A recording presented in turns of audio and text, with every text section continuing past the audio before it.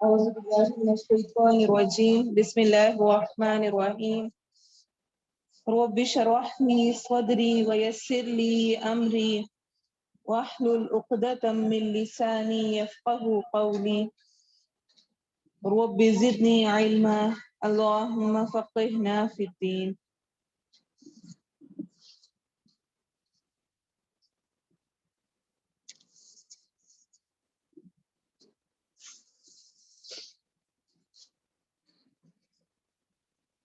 تیسرا پارہ سورۃ البقرہ آیا نمبر 253.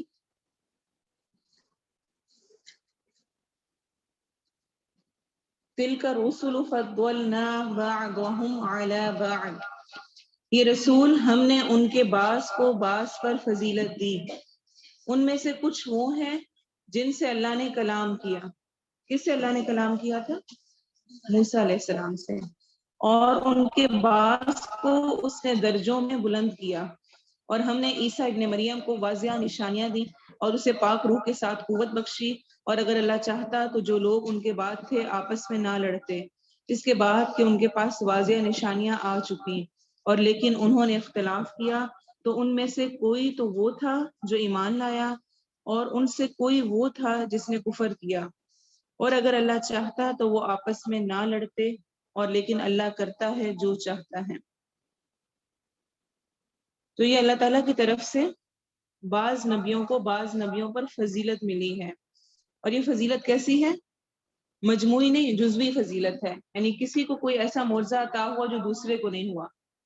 تمام انبیاء نبی کے اعتبار سے شرف رکھتے ہیں کہ وہ نبی کی حیثیت میں ہیں، لیکن کسی کو کسی اعتبار سے جزوی اعتبار سے زیادہ فضیلت دوسرے پہ ملی. جیسے کہ موسیٰ علیہ السلام نے اللہ تعالیٰ سے کلام کیا، کسی اور نبی نے نہیں کیا. ٹھیک ہے. اسی طرح عیسیٰ ابن مریم کو جو معجزات عطا ہوئے وہ کسی اور کو نہیں ہوئے. لیکن جو کلی طور پر اور مجموعی طور پر فضیلت حاصل ہے وہ آپ صلی اللہ علیہ وسلم کو تمام انبیاء پر ہے. آپ صلی اللہ علیہ وسلم نے فرمایا، میں آدم علیہ السلام کی اولاد کا قیامت کے دن سردار ہوں گا اور کوئی فخر نہیں. اس میں کوئی فخر کی بات نہیں ہے، اللہ کی طرف سے مجھے فضیلت ملے گی.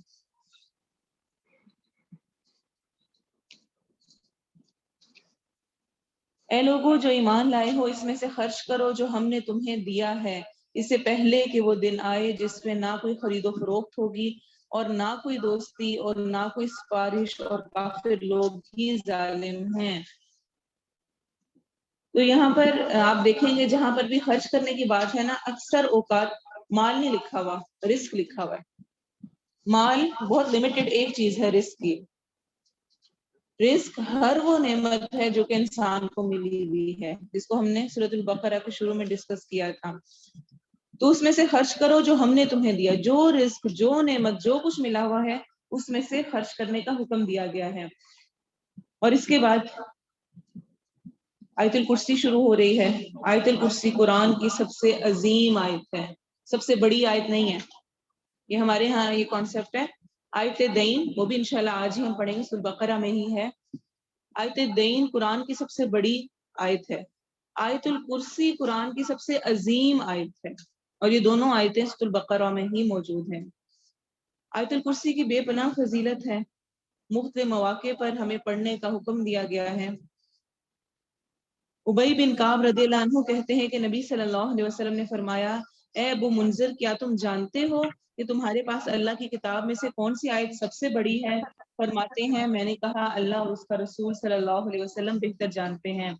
آپ صلی اللہ علیہ وسلم نے فرمایا، اے ابو منذر، کیا تم جانتے ہو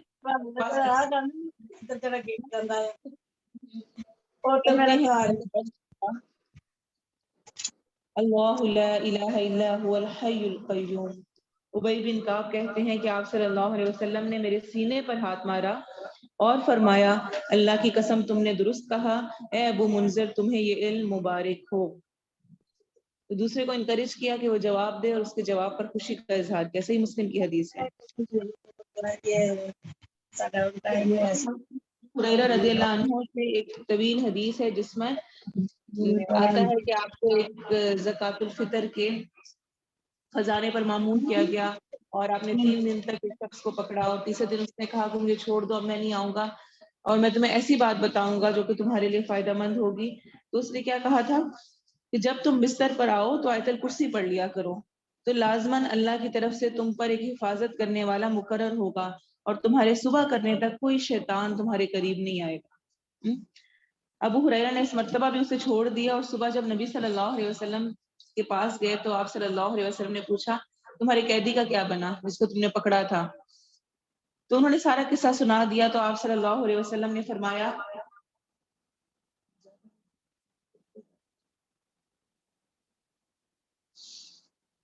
یاد رکھو اس نے تمہیں سچ بتایا حالانکہ وہ بہت جھوٹا تھا. پھر آپ صلی اللہ علیہ وسلم نے بتایا وہ شیطان تھا، یعنی شیطان خود بتا کر گیا کہ اگر تم یہ پڑھ لو گے تو میں کبھی بھی نہیں آؤں گا. سمجھ آئیے آپ کو اس واقعے کی؟ آپ نے پہلے سن رکھا ہے، یہ بہت مشہور ہے. یہ شیطان نے خود ہی حل بتایا کہ جب بستر پر جاؤ اور آیت الکرسی پڑھ لو تو پھر اس صورت میں کیا ہوگا کہ ساری رات فرشتہ حفاظت کرے گا اور تم شیطان کے شر سے محفوظ رہو. تو آیت الکرسی رات کو پڑھنے کی اس اعتبار سے بہت فضیلت ہے. پھر ایسے ہی ہر فرض نماز کے بعد کیا اجر ہے؟ جو شخص ہر فرض نماز کے بعد آیت الکرسی پڑھتا ہے تو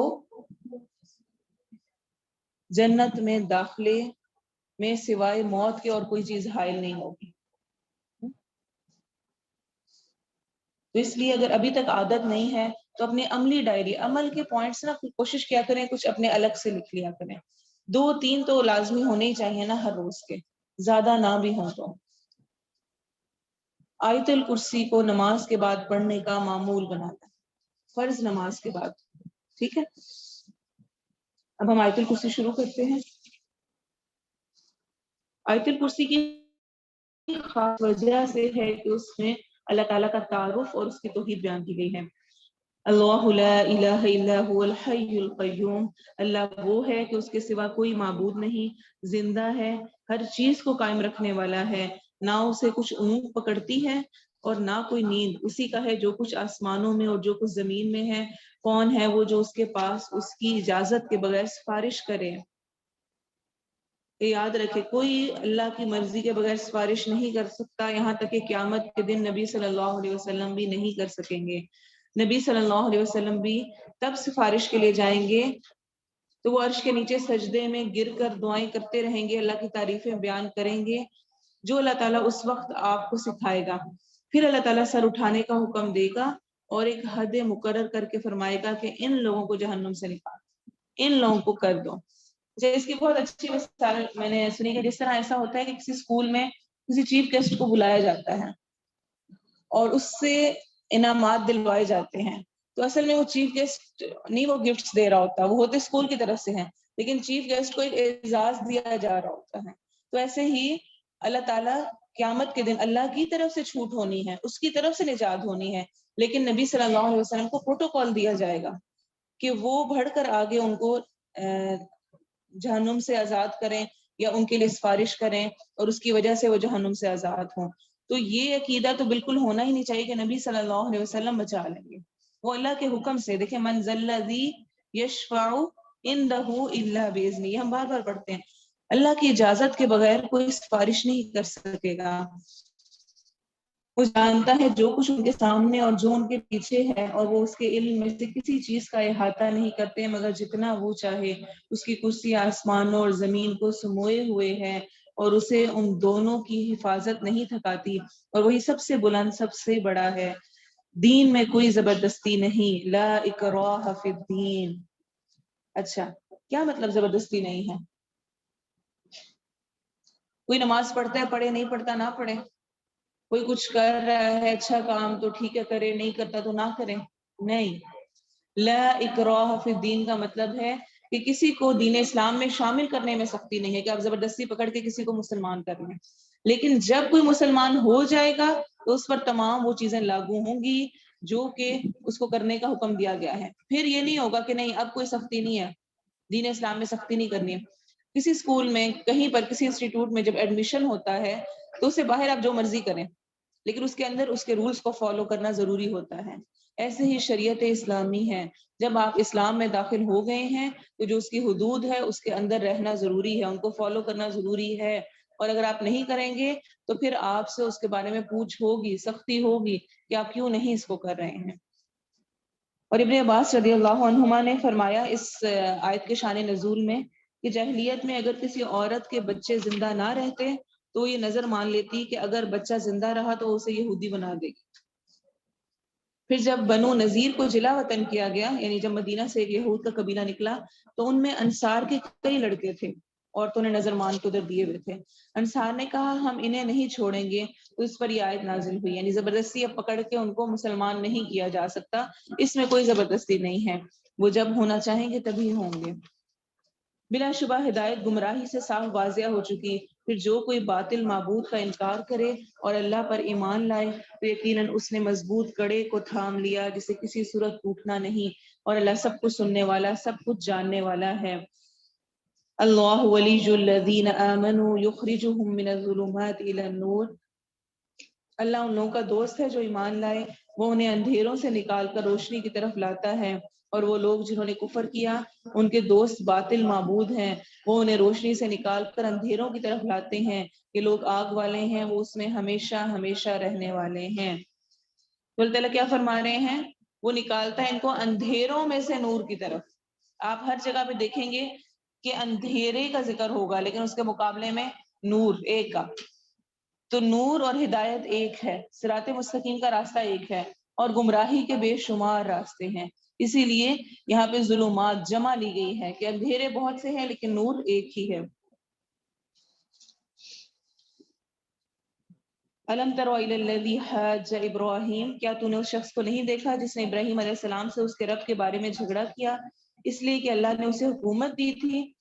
جب ابراہیم علیہ السلام نے کہا میرا رب وہ ہے جو زندگی بخشتا اور موت دیتا ہے، اس نے کہا میں زندگی بخشتا اور موت دیتا ہوں. ابراہیم علیہ السلام نے کہا پھر اللہ تو سورج کو مشرق سے لاتا ہے، بس تو اسے مغرب سے لیا.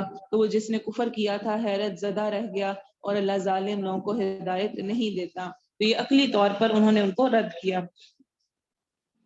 ابراہیم علیہ السلام عراق کے رہنے والے تھے، اور ہم جانتے ہیں نمرود اس وقت بادشاہ تھا.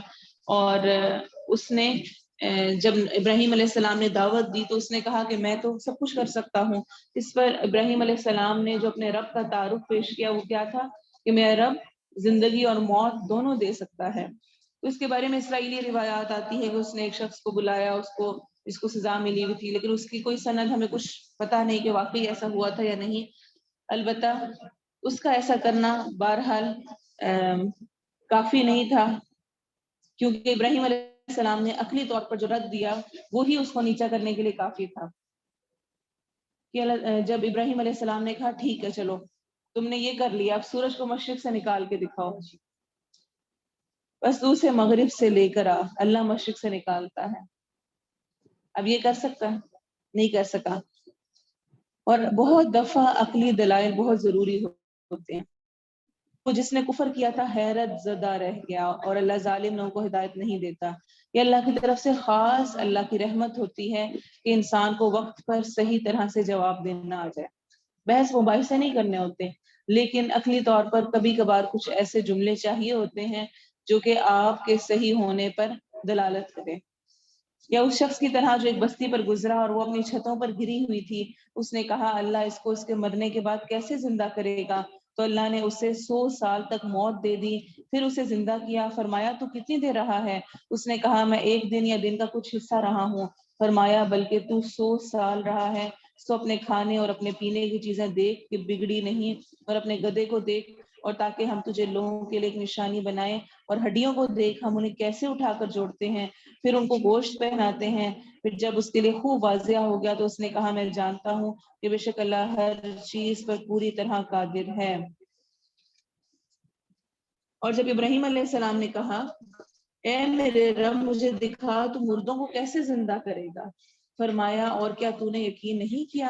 کہا کیوں نہیں؟ اور لیکن اس لیے کہ میرا دل پوری تسلی حاصل کر لے. تو یہ کسی ایسا مطالبہ نہیں تھا جو کہ طغیانی کے طور پر، سرکشی کے طور پر ہو، بلکہ یہ صرف محبت میں کہ اپنے ایمان کو اور بڑھانے کے لیے انہوں نے چاہا، اسی لیے اللہ تعالیٰ نے ان کی بات کو بھی پورا کیا۔ ہم جانتے ہیں کہ بنی اسرائیل کے لوگوں نے بھی فرمائش کی تھی کہ ہمیں اللہ کو دیکھنا ہے، سامنے دکھائیں، تو اللہ نے ان پر عذاب نازل کر دیا۔ کیوں؟ کیونکہ ان کی سرکشی تھی، وہ صرف بہانے کر رہے تھے۔ یہاں پر ابراہیم علیہ السلام اگر فرمائش کر رہے ہیں، دیکھنا چاہ رہے ہیں، تو اصل میں وہ اپنے ایمان کو بڑھانے کے لیے، تو نیت سے بھی ایک ہی بات کا مقصد بدل جاتا ہے۔ فرمایا پھر 4 پرندے پکڑ اور انہیں اپنے ساتھ مانوس کر لے، پھر ہر پہاڑ پر ان کا ایک حصہ رکھ دے، پھر انہیں بلا، دوڑتے ہوئے تیرے پاس آ جائیں گے، اور جان لے کہ بے شک اللہ سب پر غالب، کمال حکمت والا ہے۔ بے شک، اور ایسا ہی ہوا۔ مثل الذین ينفقون اموالهم فی سبیل اللہ، یہ رکوع خاص طور پر اللہ تعالیٰ کی راہ میں دینے کے بارے میں ہے۔ اچھا، یہ جو ہم نے ڈفرینٹ ٹرمز یوز کرتے ہیں، صدقہ دینا، زکوٰۃ دینا، یا جو کچھ بھی اس طرح کے ہوتے ہیں، چندہ کا ورڈ یوز کرتے ہیں، خیرات کا ورڈ یوز کرتے ہیں، ڈفرینٹ یوز کرتے ہیں، سب کی جو ایک اوریجن ہے نا وہ ایک ہی ہے، اور وہ ہے فی سبیل اللہ، اللہ کی راہ میں دینا۔ فی سبیل اللہ آپ دے رہے ہیں تو وہ سب کچھ اس کے انڈر آ رہا ہوتا ہے۔ زکوٰۃ فرض کر دی گئی ہے اور باقی تمام جو ہیں وہ نفلی طور پہ ہیں۔ صدقہ کا ورڈ صدق سے ہے، صدق کا مطلب ہوتا ہے سچائی، یعنی کہ میں اللہ کی راہ میں دے کر اپنے ایمان کی سچائی کو ثابت کر رہی ہوں، میرا ایمان کیسا ہے، کتنا مضبوط ہے۔ ان لوگوں کی مثال جو اپنے مال اللہ کے راستے میں خرچ کرتے ہیں، ایک دانے کی مثال کی طرح ہے جس نے 7 خوشے اگائے، ہر خوشے میں 100 دانے ہیں، اور اللہ جس کے لیے چاہتا ہے بڑھا دیتا ہے، اور اللہ وسعت والا، سب کچھ جاننے والا ہے۔ جو لوگ اپنے مال اللہ کے راستے میں خرچ کرتے ہیں، پھر انہوں نے جو خرچ کیا اس کے پیچھے نہ کسی طرح کا احسان جتلانا لگاتے ہیں اور نہ کوئی تکلیف پہنچانا، ان کے لیے ان کا اجر ان کے رب کے پاس ہے، اور ان پر نہ کوئی خوف ہے اور نہ وہ غمگین ہوں گے۔ تو اللہ کی راہ میں خرچ کرنے میں کیا 2 شرطیں ہیں کہ وہ خرچ کرنے کے بعد احسان بھی نہیں جتانا اور اس کی وجہ سے دوسرے کو تکلیف بھی نہیں دینی ہے، یعنی اس انداز میں بعد میں ذکر نہ کیا جائے کہ جس سے اس کے دل آزاری ہو۔ آپ صلی اللہ علیہ وسلم نے فرمایا 3 آدمی ایسے ہیں کہ اللہ تعالیٰ ان سے قیامت کے دن نہ کلام کرے گا، بات نہیں کرے گا، نہ ان کی طرف دیکھے گا، نہ انہیں پاک کرے گا، اور ان کے لیے عذاب علیم، دردناک عذاب ہے۔ نبی صلی اللہ علیہ وسلم نے 3 دفعہ یہ فرمایا۔ ابو ذر رضی اللہ عنہ نے عرض کیا وہ تو ناکام و نامراد ہو گئے یا رسول اللہ، وہ کون ہے؟ آپ صلی اللہ علیہ وسلم نے فرمایا کپڑا لٹکانے والا، احسان جتلانے والا، اور جھوٹی قسم کے ساتھ اپنا مال فروخت کرنے والا۔ تو خاص طور پہ احسان جتانا، کوئی نیکی کر بھی دی ہے، اچھا کیا ہے یہ یاد رکھیں ہمیشہ، نیکیاں کرنا مشکل نہیں ہے، نیکیوں کو سنبھالنا مشکل ہے۔ جوش جوش میں ہم نیکیاں کر تو لیتے ہیں، لیکن اس کے بعد پھر کہیں نہ کہیں کچھ ایسا شیطان ہم سے بلوا دیتا ہے کہ ہماری ساری نیکی ضائع کروا، یہاں تک کہ ماں بھی آخر کار کبھی تھک کے کہہ دیتی ہے اتنا میں نے تم لوگوں کے لیے کیا، یہ بھی کیا، وہ بھی کیا، وہ بھی کیا، اور تم لوگوں نے میرے ساتھ یہ کیا، وہ بھی آگے سے بدلہ چاہتی ہے اور کرتی ہے۔ تو احسان کسی طور پر نہیں، ہم میں سے ہر ایک جو عمل کر رہا ہے دوسرے کے ساتھ اگر اچھے اخلاق کے ساتھ پیش آ رہا ہے، اس میں سراسر 100% میرا اپنا ہی فائدہ ہے، کسی اور کا نہیں ہے، اس کا اجر میرے ہی لیے لکھا جا رہا ہے، میرا اچھا اخلاق مجھے ہی اس کا اجر انشاءاللہ قیامت کے دن ملے گا، کسی اور کو فائدہ نہیں ہے۔ صحیح مسلم کی یہ حدیث ہے، قول معروف ومغفرۃ خیر من صدقۃ یتبعها اذی، اچھی بات اور معاف کر دینا اس صدقے سے بہتر ہے جس کے پیچھے کسی طرح کا تکلیف پہنچانا ہو، اور اللہ بہت بے پرواہ بے حد بردبار ہے۔ کچھ بھی نہیں پاس، اللہ تعالیٰ کیا فرما رہے ہیں؟ اچھی بات کر دو، کسی کو معاف ہی کر دو، یہ بھی صدقہ ہے۔ اور آپ صلی اللہ علیہ وسلم نے فرمایا، ترمذی کی حدیث ہے، ہر نیکی صدقہ ہے، اور نیکی میں سے یہ بھی ہے کہ تو اپنے بھائی کو کھلے چہرے کے ساتھ ملے، کھلے چہرے کے ساتھ، اسمائل کے ساتھ، اور یہ کہ اپنے ڈول میں سے اس کے ڈول میں پانی انڈیل دے۔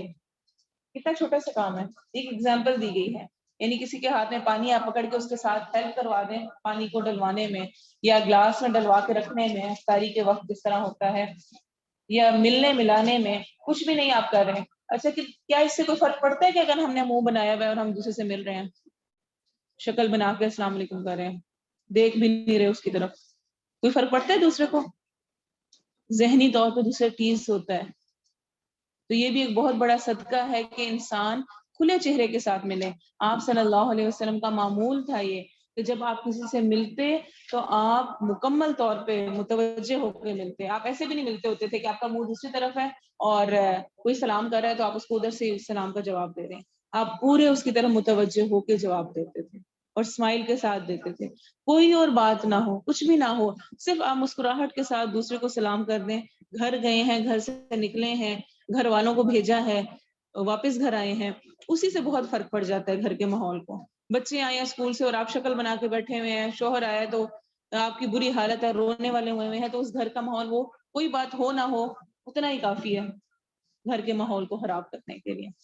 تو اسی لیے کوئی چھوٹی چیز نہیں ہے. آپ صلی اللہ علیہ وسلم نے اسی لیے فرمایا صدقہ پیسے نہیں, کوئی بات نہیں, اچھی بات کر دو, معاف کر دو, جو ہمیں آیت کہہ رہی ہے اور حدیث کیا کہہ رہی ہے, کھلے چہرے سے ہی مل لو, یہ بھی صدقہ ہے, اسمائل دے کے. اور اسی طرح سے تھوڑی سی ہیلپ کر دی دوسرے بھائی کے ڈول سے دوسرے میں. اور یہ طویل حدیث ہے, اور بھی حدیث میں یہ ملتا ہے کہ اپنے بھائی کو سواری پر چڑھنے میں مدد کر دینا, ہاتھ پکڑ کے, اس طرح کے چھوٹے چھوٹے کام کر دینا, یہ سب بھی باعث اجر ہے, صدقہ ہے, انسان کے ایمان کی سچائی کی گواہی ہے یہ. اے لوگوں جو ایمان لائے ہو, اپنے صدقے احسان رکھنے اور تکلیف پہنچانے سے برباد مت کرو. اس شخص کی طرح جو اپنا مال لوگوں کو دکھاوے کے لیے خرچ کرتا ہے اور اللہ اور یوم آخرت پر ایمان نہیں رکھتا, اس کی مثال ایک صاف چٹان کی مثال جیسی ہے جس پر تھوڑی سی مٹی ہو, پھر اس پر ایک زوردار بارش برسے, بس اس سے ایک سخت چٹان کی صورت چھوڑ جائے. وہ اس میں سے کسی چیز پر قدرت نہیں پائیں گے جو انہوں نے کمایا, اور اللہ کافر لوگوں کو ہدایت نہیں دیتا.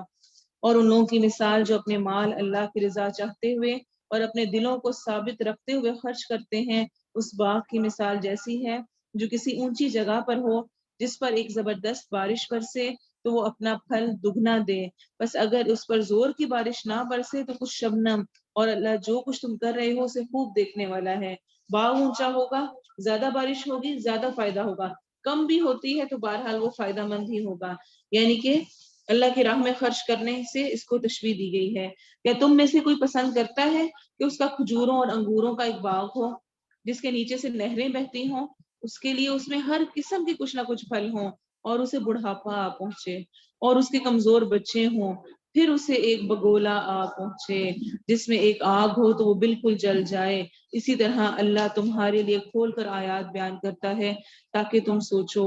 یعنی انسان اعمال کرتا رہے اور آخر میں کسی نہ کسی بنا پر اس کے اس طرح ضائع ہوتے رہے ہوں, کبھی احسان جتا کے, کبھی تکلیف کے, جس وقت اسے سب سے زیادہ شدید ضرورت ہو اس وقت وہ سب کچھ اس سے ختم ہو جائے. یعنی آج انسان اس ایک قسم کی تسلی میں ہو کہ اس نے بہت کچھ کیا, اور کل قیامت کے دن جب وہ پہنچے اور جب کوئی واپسی بھی نہیں, تب پتہ چلے کہ اس کے اعمال فلاں فلاں فلاں ریزن کی وجہ سے ضائع ہو گئے. آپ صلی اللہ علیہ وسلم نے فرمایا بندہ لوگوں کی نگاہ میں جنتیوں کے سے عمل کرتا ہے حالانکہ وہ دوزخی ہوتا ہے. بہت سخت حدیث, اللہ تعالیٰ ہم اس سے محفوظ رکھتے. اور اسی وجہ سے کوئی فتویٰ کسی پر نہیں لگانا چاہیے کسی صورت میں کہ وہ تو بالکل اچھی نہیں, وہ تو ہے ہی دوزخی ہے, وہ تو ہے ہی جنتی, ہم نہیں جانتے.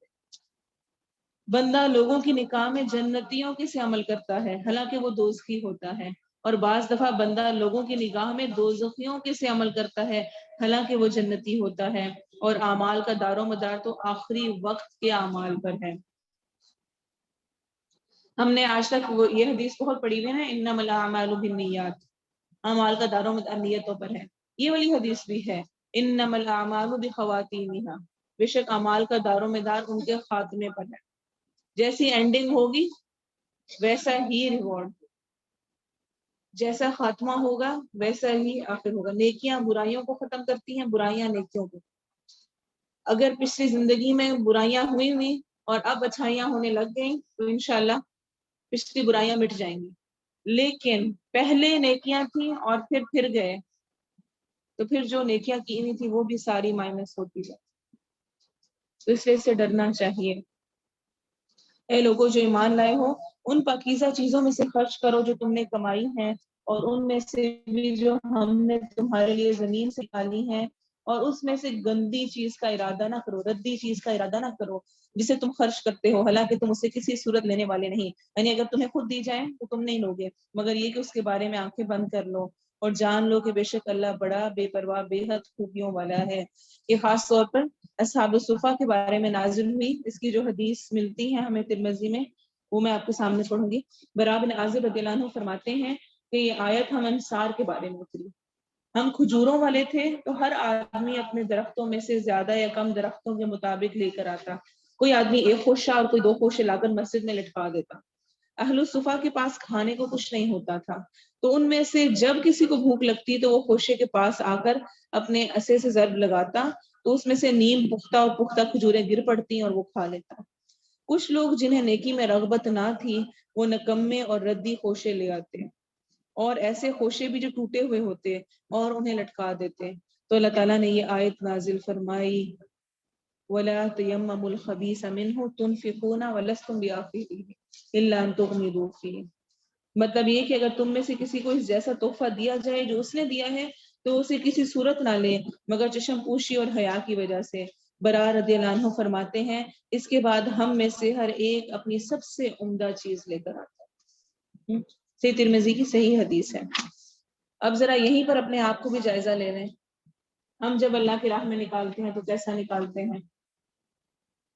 جو کسی کام کا نہ رہا ہو، جو کپڑے اب اپنے پہننے کے قابل ہی نہیں رہے، جو چیز اپنے استعمال کی نہیں رہی وہ ہم کہتے ہیں کہ مسجد میں دے دیں، مدرسے میں دے دیں، فلاں جگہ دیں۔ اللہ کی راہ میں نکالنے لگے، اصل میں وہ ہم اس شخص کو نہیں دے رہے، اصل میں وہ ہم ذخیرہ کر رہے ہیں اپنے لیے قیامت کے دن۔ قیامت کے دن ہمیں وہ سب کچھ واپس ملے گا، جیسا دیا ہوگا ویسا ہی ملے گا۔ جو اس آیت کی اس رکوع کے شروع میں جہاں پر بات ہوئی ہے وہاں پر دانے کی بات ہوئی تھی، اللہ کی راہ میں دینے کو دانے سے تشبیہ دی گئی ہے۔ یاد رکھیں جیسا دانا بویا جائے گا، جیسی کھیتی لگائی جائے گی ویسی ہی باہر نکلے گا۔ ایسا نہیں ہو سکتا کہ اندر آپ ردی لگائیں اور باہر خوبصورت پھلدار درخت نکل آئے اور سارے پودے نکل آئے۔ جیسا اندر لگے گا ویسا ہی باہر نکلے گا، جیسا اللہ کی راہ میں دیں گے ویسا ہی وہاں پر پائیں گے۔ یہاں پہ ردی دیں اور چاہیں کہ وہاں پر بہت اچھا ملے، ایسا نہیں ہو سکتا۔ تو اللہ کی راہ میں دیتے ہوئے بہترین چیز دینی ہے۔ آج کے اپنے عملی پوائنٹ میں اس چیز کو بھی کریں، انشاءاللہ ہم آج لن تنالوا البر بھی پڑھیں گے، وہ بہت اہم آیت ہے اس بارے میں کہ انسان اپنی پسندیدہ چیز میں سے کچھ نکالے۔ اچھا پسندیدہ چیز ضروری نہیں کہ کوئی بہت ہی قیمتی ہو، بس پسندیدہ ہے، اچھی ہے، عمدہ ہے، اس میں سے کچھ اللہ کی راہ میں دینا۔ اور آپ صلی اللہ علیہ وسلم نے فرمایا بے شک اللہ تعالیٰ پاک ہے، وہ قبول نہیں کرتا مگر صرف پاک کو۔ الشیطان یعدکم الفقر ویأمرکم بالفحشاء، شیطان تمہیں فقر کا ڈراوا دیتا ہے اور تمہیں شرمناک بخل کا حکم دیتا ہے، اور اللہ تمہیں اپنی طرف سے بڑی بخشش اور فضل کا وعدہ دیتا ہے، اور اللہ وسعت والا سب کچھ جاننے والا ہے۔ شیطان فقر کا ڈراوا دیتا ہے یعنی اللہ کی راہ میں خرچ کرنے سے روکتا ہے۔ دیکھو اگر تم نے اس کو دے دیے تو پھر تم کیا کرو گی، کس طرح سے گزارا کرو گی؟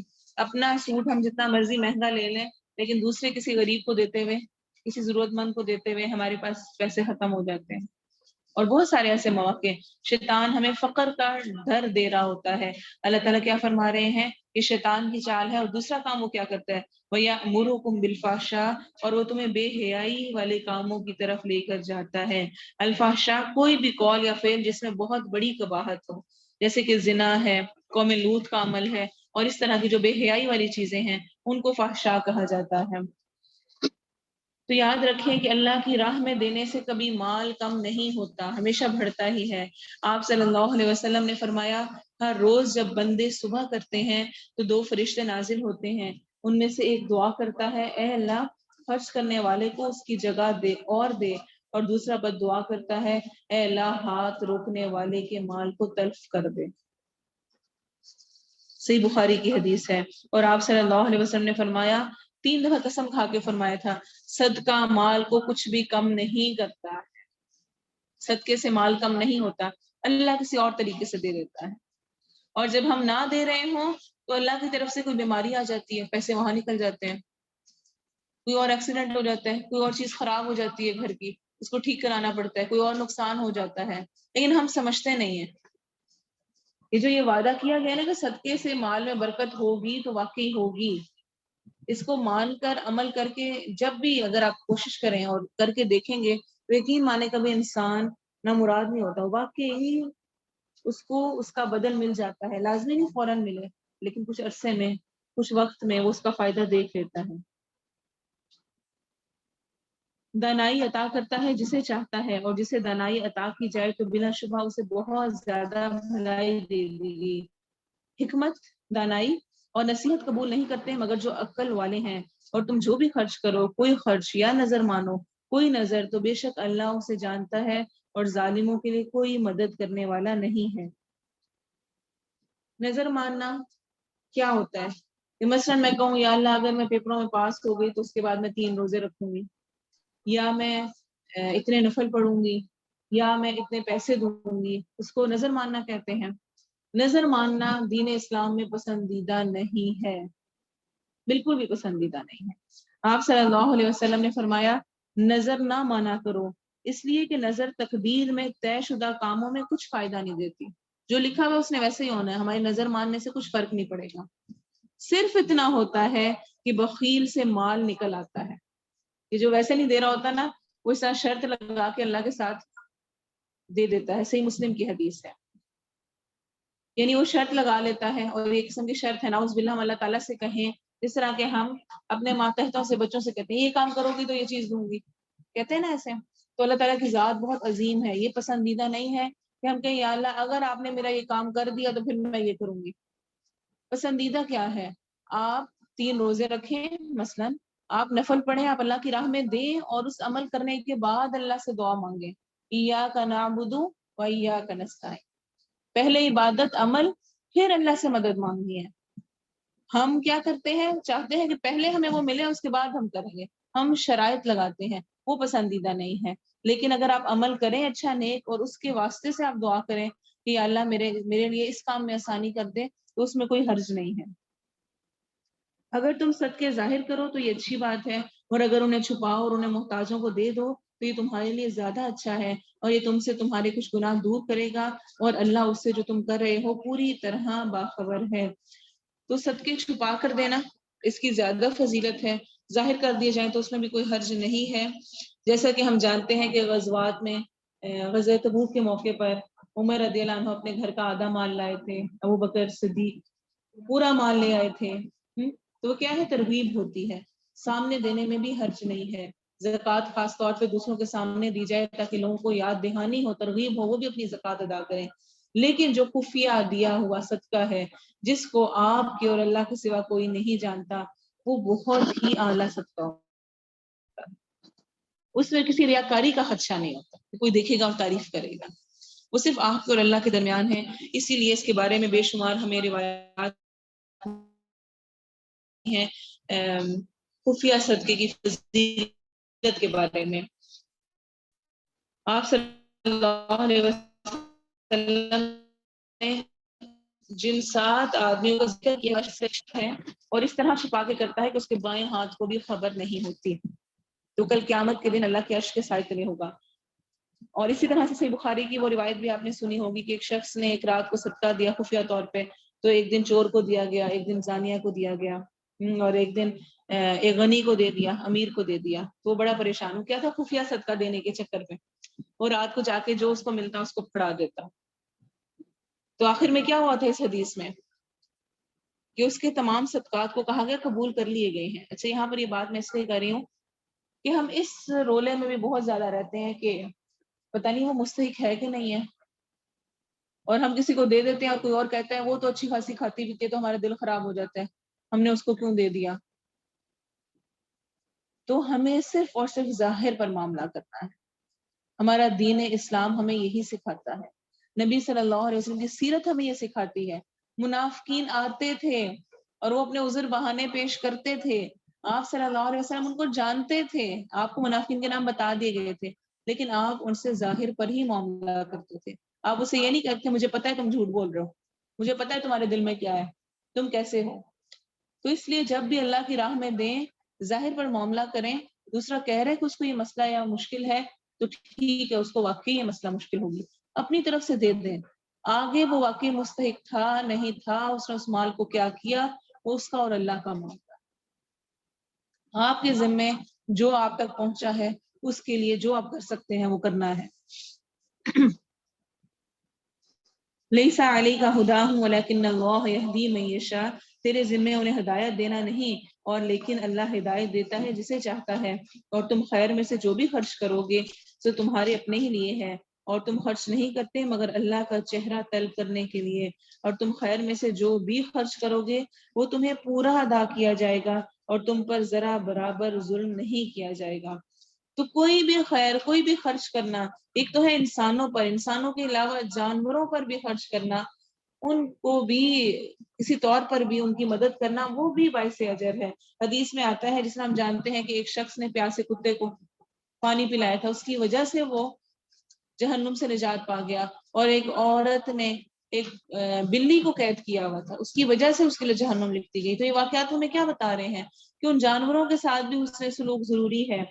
اور صحابہ نے اس موقع میں پوچھا تھا کیا جانوروں کے بارے میں بھی ہمیں اجر ملتا ہے؟ اگر ہم جانوروں کو کچھ کھلائیں پلائیں دیں، ان کا خیال کریں، کیا اس پر بھی ہمیں اجر ہے؟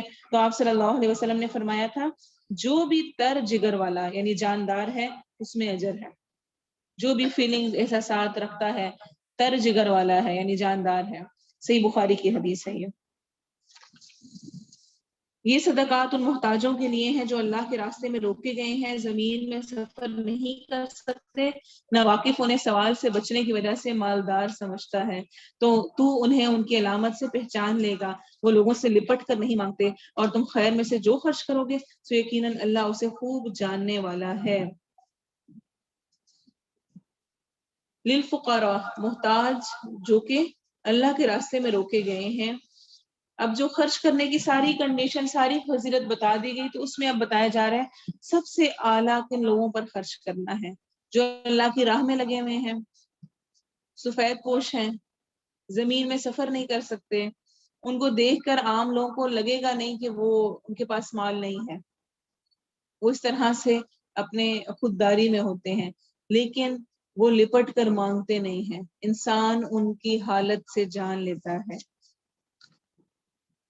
آپ صلی اللہ علیہ وسلم نے فرمایا، صحیح بخاری کی روایت ہے، مسکین وہ نہیں جو لوگوں پر چکر لگاتا رہتا ہے، اسے ایک لقمہ یا دو لقمے اور ایک کھجور یا دو کھجوریں دے دی جاتی ہیں تو آگے چل پڑتا ہے، لیکن مسکین وہ ہے جو نہ تو اتنا مال رکھتا ہے جو اسے غنی کر دے یعنی وہ امیر ہو، اور نہ اس کا پتہ چلتا ہے کہ اس پر صدقہ کیا جائے، اور نہ کھڑا ہو کر لوگوں سے سوال کرتا ہے، تو یہ مسکین ہے، اور ان کے لیے خرچ کرنا سب سے زیادہ اجر کا باعث ہے۔ آپ صلی اللہ علیہ وسلم نے مانگنے کی بہت زیادہ مذمت فرمائی ہے، اور اس کے بارے میں بے شمار احادیث ہیں۔ آپ صلی اللہ علیہ وسلم نے فرمایا، صحیح بخاری میں ہے، آدمی لوگوں سے مانگتا رہتا ہے یہاں تک کہ وہ قیامت کے دن اس حال میں آئے گا کہ اس کے چہرے پر گوشت کی ایک بوٹی بھی نہیں ہوگی۔ اور عوف بن مالک سے روایت ہے کہ نبی صلی اللہ علیہ وسلم نے بعض صحابہ سے خاص طور پر اس بات کی بیعت لی کہ وہ اللہ کے ساتھ کسی کو شریک نہیں ٹھہرائیں گے، اور 5 نمازیں پڑھیں گے اور اطاعت کریں گے، اور ایک خفیہ بات چھپا کر کہی کہ لوگوں سے کسی چیز کا سوال نہیں کریں گے۔ عوف رضی اللہ عنہ فرماتے ہیں، پھر میں نے ان آدمیوں میں سے بعض کو دیکھا کہ اس کا کوڑا گر پڑتا تو وہ کسی سے سوال نہ کرتا کہ اسے پکڑا دے، اس کے لیے بھی خود اٹھ کر دیتا۔ تو بہرحال جہاں پر مجبوری ہے، ضرورت ہے، وہاں پر کسی سے اپنی ضرورت بیان کر دینا وہ ایک الگ چیز ہے، لیکن مانگتے پھرنا بغیر ضرورت، جو کہ ہمارے ہاں ایک بہت زیادہ ٹرینڈ بنتا جا رہا ہے، یہ پسندیدہ نہیں۔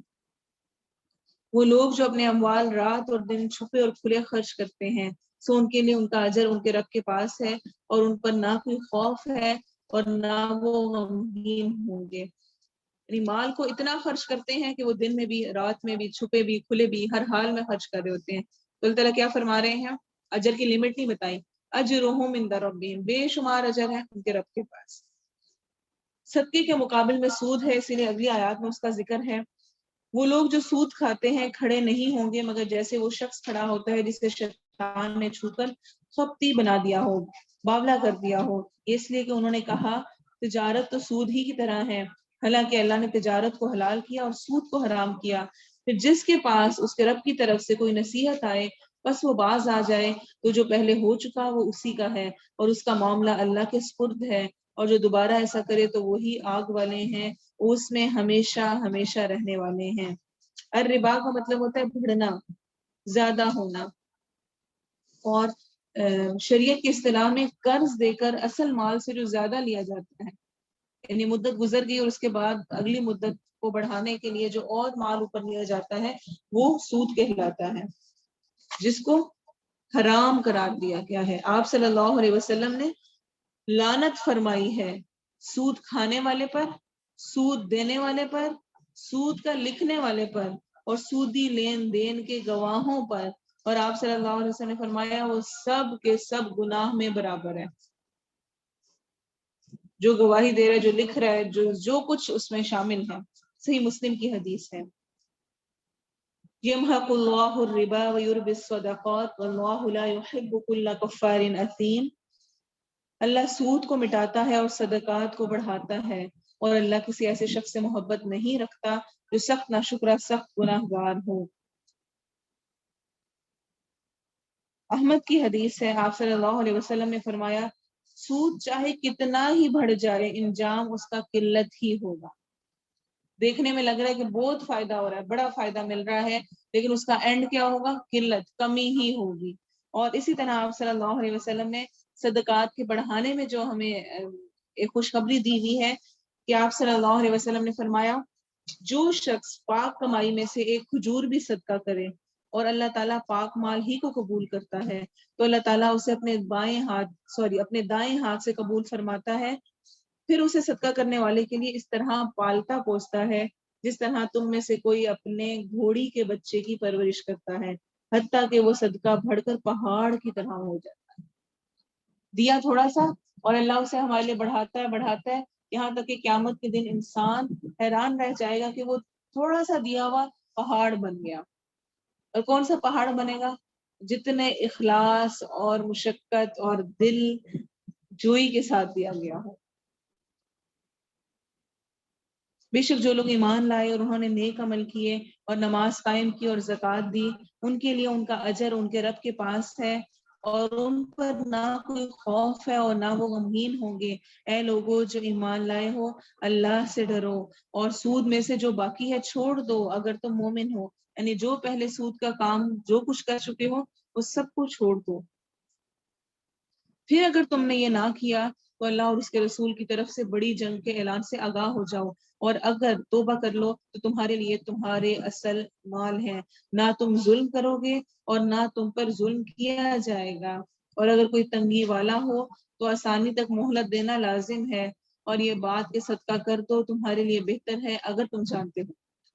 تو سود خور کے بارے میں کیا فرمایا گیا؟ بہت سخت بات ہے جو کہ کسی اور گناہ کے بارے میں نہیں ہے، کہ اللہ اور اس کے رسول کا اس کے خلاف اعلان جنگ ہے۔ اسی لیے ابن عباس، ابن سیرین، حسن بصری اور بعض دیگر ائمہ کے نزدیک سود خور کو توبہ پہ مجبور کیا جائے گا، اگر پھر بھی وہ اپنی روش نہیں بدلے گا تو اسے قتل کر دیا جائے گا۔ بعض علماء یہ بھی کہتے ہیں یعنی اس حد تک سخت ہے تو اس نے گویا اللہ اور اس کے رسول سے جنگ کا ارادہ کر لیا ہے۔ آئے نمبر 280 میں بہت اہم بات ہے، ہماری زندگی کا ایک بہت اہم اصول، قرض دار کو مہلت دینا۔ اس میں بھی ہم اکثر اس چیز کا شکار ہو جاتے ہیں، ایسے ہی کرتی ہے، اس کے پاس ہے دے نہیں رہی، بہانے کر رہی ہے، حالانکہ ایسا نہیں ہوتا، جس کے پاس ہے وہ کیوں نہیں دے گا، اور اگر وہ نہیں دے رہا تو وہ اپنا نقصان کر رہا ہے۔ تو قرض دار کو مہلت دینا اس کا بے شمار اجر ہے۔ حدیث میں آتا ہے، بریدہ رضی اللہ عنہ سے روایت ہے کہ انہوں نے نبی صلی اللہ علیہ وسلم کو یہ فرماتے ہوئے سنا، جس نے کسی تنگ دست کو مہلت دی تو اسے ہر دن اس قرض کے برابر ثواب ملے گا۔ یعنی میں نے کسی کو 100 روپے دیا ہے قرض 1 مہینے کے لیے، اب جو روز کا دن گزر رہا ہے اس میں میں کچھ نہیں دے رہی ہوں لیکن اس 100 روپے کا مجھے ثواب ملتا جا رہا ہے، ہر روز وہ 100 روپے میرے صدقے میں لکھے جا رہے ہیں۔ پھر میں نے آپ کو یہ کہتے ہوئے سنا، جس نے کسی تنگ دست شخص کو مہلت دی تو اسے ہر دن اس قرض سے دگنا صدقے کے برابر ثواب ملے گا، یعنی ڈبل ریوارڈ، 100 دیے ہیں تو 200 کا صدقے کا ثواب مل رہا ہے۔ میں نے عرض کیا اللہ کے رسول، پہلے آپ نے کہا کہ ایک صدقے کا ثواب ہے، پھر آپ نے کہا دگنا ثواب ہے، تو آپ صلی اللہ علیہ وسلم نے فرمایا قرض چکانے کی مدت تک اسے قرض کے برابر صدقے کا ثواب ملے گا، اور اگر قرض چکانے کی مدت کے آنے پر مہلت دے تو اسے قرض سے دگنا صدقے کا برابر ثواب ملے گا۔ مسند احمد کی صحیح حدیث ہے۔ یعنی کہ 1 مہینے کا ٹائم ہے اور اس میں ادا کرنا ہے، تو 100 دیا ہے تو ہر روز کا 100 روپے کا مجھے صدقے کا ثواب مل رہا ہے۔ اور اگر وہ 1 مہینے بعد نہیں دے سکا اور اس نے اور مہلت مانگی ہے تو جتنا اور مہلت دیں گے اس میں ڈبل ریوارڈ ہو جائے۔ کتنی بڑی اللہ کی خاص رحمت، ہم کتنا دل تنگ کرتے ہیں نا یہ کام کرتے، اور کتنا زیادہ اس کا اجر بتایا گیا۔ دن سے ڈرو جس میں تم اللہ کی طرف لوٹائے جاؤ گے، پھر ہر شخص کو پورا دیا جائے گا جو اس نے کمایا، اور ان پر ظلم نہیں کیا جائے گا۔ اے لوگوں جو ایمان لائے ہو، جب آپس میں ایک مقرر مدت تک قرض کا لین دین کرو تو اسے لکھ لو، اور ایک لکھنے والا تمہارے درمیان انصاف کے ساتھ لکھے، اور کوئی لکھ تو لازم ہے کہ کوشش جو اس کا رب ہے اور اس میں سے کچھ بھی کم نہ کرے۔ پھر اگر وہ شخص جس کے ذمہ حق یعنی قرض ہے بے سمجھ یا کمزور ہے، یا وہ طاقت نہیں رکھتا کہ خود لکھوائے، تو اس کا ولی انصاف کے ساتھ لکھوا دے، اور اپنے مردوں میں سے 2 گواہوں کو گواہ بنا لو۔ پھر اگر 2 مرد نہ ہوں تو 1 مرد اور 2 عورتیں ان لوگوں میں سے جنہیں تم گواہ ہو ان میں سے ایک دوسری کو یاد دلا دے۔ اس کا یہ ہرگز مطلب نہیں ہے کہ عورت کم عقل ہوتی ہے، اس کو لے کر بہت سارے لوگ یہ سمجھتے ہیں اور عورتیں اس پر تنگ ہوتی ہیں کہ ہمیں کیوں کہا گیا کہ ہم سمجھ بوجھ والے نہیں۔ اصل میں ہر کسی کی اپنی ایک فیلڈ ہے نا، مرد ہر وقت اس چیز میں حساب کتاب اور ان چیزوں میں ہوتے ہیں، عورتیں اپنے گھروں کے کاموں میں اس مصروفیت میں ہوتی ہیں، وہ بھول جاتی ہیں۔ تو اس لیے چونکہ یہ لین دین کا معاملہ ہے، حساب کتاب کا، اس لیے اس میں ایک عورت کی بجائے 2 عورتوں کی گواہی لی گئی ہے، اور گواہ جب بھی بلائے جائیں انکار نہ کریں، اور اس سے مت اکتاؤ، وہ چھوٹا معاملہ ہو یا بڑا کہ اسے اس کی مدت تک لکھو۔ یہ کام اللہ کے نزدیک زیادہ انصاف والا اور شہادت کو زیادہ درست رکھنے والا ہے، اور زیادہ قریب ہے کہ تم شک میں نہ پڑو، مگر یہ کہ نقد سودا ہو جسے تم آپس میں لیتے دیتے ہو تو تم پر کوئی گناہ نہیں کہ اسے نہ لکھو، اور جب آپس میں خرید و فروخت کرو تو گواہ بنا لو، اور نہ کسی لکھنے والے کو تکلیف دی جائے اور نہ کسی گواہ لکھا ہوا ہے اس کو یا جو گواہ ہے اس کو تکلیف دی جائے کہ تم اس کی بجائے فلاں گواہی دو، یا لکھنے والے سے کہا جائے کہ اس کو عبارت کو بدل کر اس سے یہ کر دو۔ اور اگر ایسا کرو گے تو بلا شبہ یہ تم میں پائی جانے والی بہت بڑی نافرمانی ہے، اور اللہ سے ڈرو، اور اللہ تمہیں سکھاتا ہے، اور اللہ ہر چیز کو خوب جاننے والا ہے۔ تو یہ جو ابھی ہم نے آیت پڑھی ہے 282، یہ آیت دین ہے، قرآن کی سب سے بڑی طویل آیت۔ دین کہتے ہیں قرض کو، اسی مناسبت سے آیت الدین کہلاتی ہے، اور اس کو آیت المولا بھی کہتے ہیں۔ اور حقیقت میں صحیح مسلم کی ایک اور حدیث میں بھی آتا ہے کہ آپ صلی اللہ علیہ وسلم نے فرمایا جس نے اپنے قرض دار کو مہلت دی یا قرض معاف کر دیا تو اللہ تعالیٰ اسے قیامت کے دن اپنا سایہ پر ہو لے لی گئی ہو۔ پھر اگر تم میں سے کوئی کسی پر آخر اللہ ہی کا ہے جو کچھ آسمانوں میں ہے اور جو کچھ زمین میں ہے، اور اگر تم اسے ظاہر کرو جو تمہارے دلوں میں ہے، یا اسے کر لے گا، پھر جسے چاہے گا بخش دے گا اور جسے چاہے گا عذاب دے گا، اور اللہ ہر چیز پر پوری طرح قادر ہے۔ یہ رسول اس پر ایمان لایا جو اس کے رب کی جانب سے اس کی طرف نازل کیا گیا، اور سب مومن بھی ہر ایک اللہ اور اس کے فرشتوں اور اس کی کتابوں اور اس کے رسولوں پر ایمان لایا۔ ہم اس کے رسولوں میں سے کسی ایک کے درمیان فرق نہیں کرتے، اور انہوں نے کہا ہم نے سنا اور ہم نے اطاعت کی، تیری بخشش مانگتے ہیں اے ہمارے رب، اور تیری ہی طرف لوٹ کر جانا ہے۔ بہت پیارے الفاظ ہیں یہ، غفرانک ربنا والیک المصیر، بخشش تیری ہمارے رب اور تیری ہی طرف لوٹنا ہے۔ اچھا ویسے عام طور پر کیا ہوتا ہے جب ہم کوئی بھی دعا مانگ رہے ہوتے ہیں اللہم اغفر لی، اے اللہ مجھے معاف کر دے، یا جس طرح ہوتا ہے ربنا فاغفر لنا، اے ہمارے رب ہمیں بخش دے، لیکن یہاں پہ اس کا سٹائل چینج ہے، ربنا بعد میں آیا ہے، غفرانہ کا پہلے آیا ہے۔ جو یہ اسلوب ہوتا ہے نا عربک میں، یہ اصل میں بہت شدت و تڑپ کے ساتھ جو چیز کہی جا رہی ہوتی ہے اس کے لیے ہے۔ جس طرح مثلا مجھے پیاس لگی ہوئی ہوتی ہے تو میں کہتی ہوں مجھے پانی لا دیں، کوئی مجھے پانی لا دے، اور جب شدید پیاس ہوتی ہے تو انسان کیا کہتا ہے؟ پانی، اکیلا پانی ہی بول کر اس پر، اور وہ شدت کو ظاہر کر رہا ہوتا ہے۔ تو یہاں پر صرف کیا کہا جا رہا ہے؟ غفرانک، بخشش تیری، ربنا ہمارے رب، تیری بخشش چاہیے، اور اس لیے غفرانک کا پہلے آیا ہوا ہے۔ جیسے کہ سورۃ الفاتحہ میں بھی آتا ہے نا ایاک نعبد، اصل میں وہ اس طرح تھا نعبدک، ہم تیری عبادت کرتے ہیں، لیکن ایاک کا شروع میں لگنے سے اس میں اور زیادہ ایکسٹریس پیدا ہو جاتا ہے، ایاک صرف تیری نعبد، ہم عبادت کرتے ہیں۔ سمپل اگر کہنا ہو عربک میں تو ہم کہیں گے نعبدک، ہم تیری عبادت کرتے ہیں۔ ایاک سٹارٹ میں لگنے کا مقصد ہے کہ اس پہ بہت زیادہ زور دیا جا رہا ہے۔ ایسے ہی یہاں پر اللہم اغفر لی یا ربنا اغفر لی نہیں ہے، غفران کا، غفران پہلے آیا ہے اور ربنا بعد میں ہے، اس میں اور زیادہ اثر ہے۔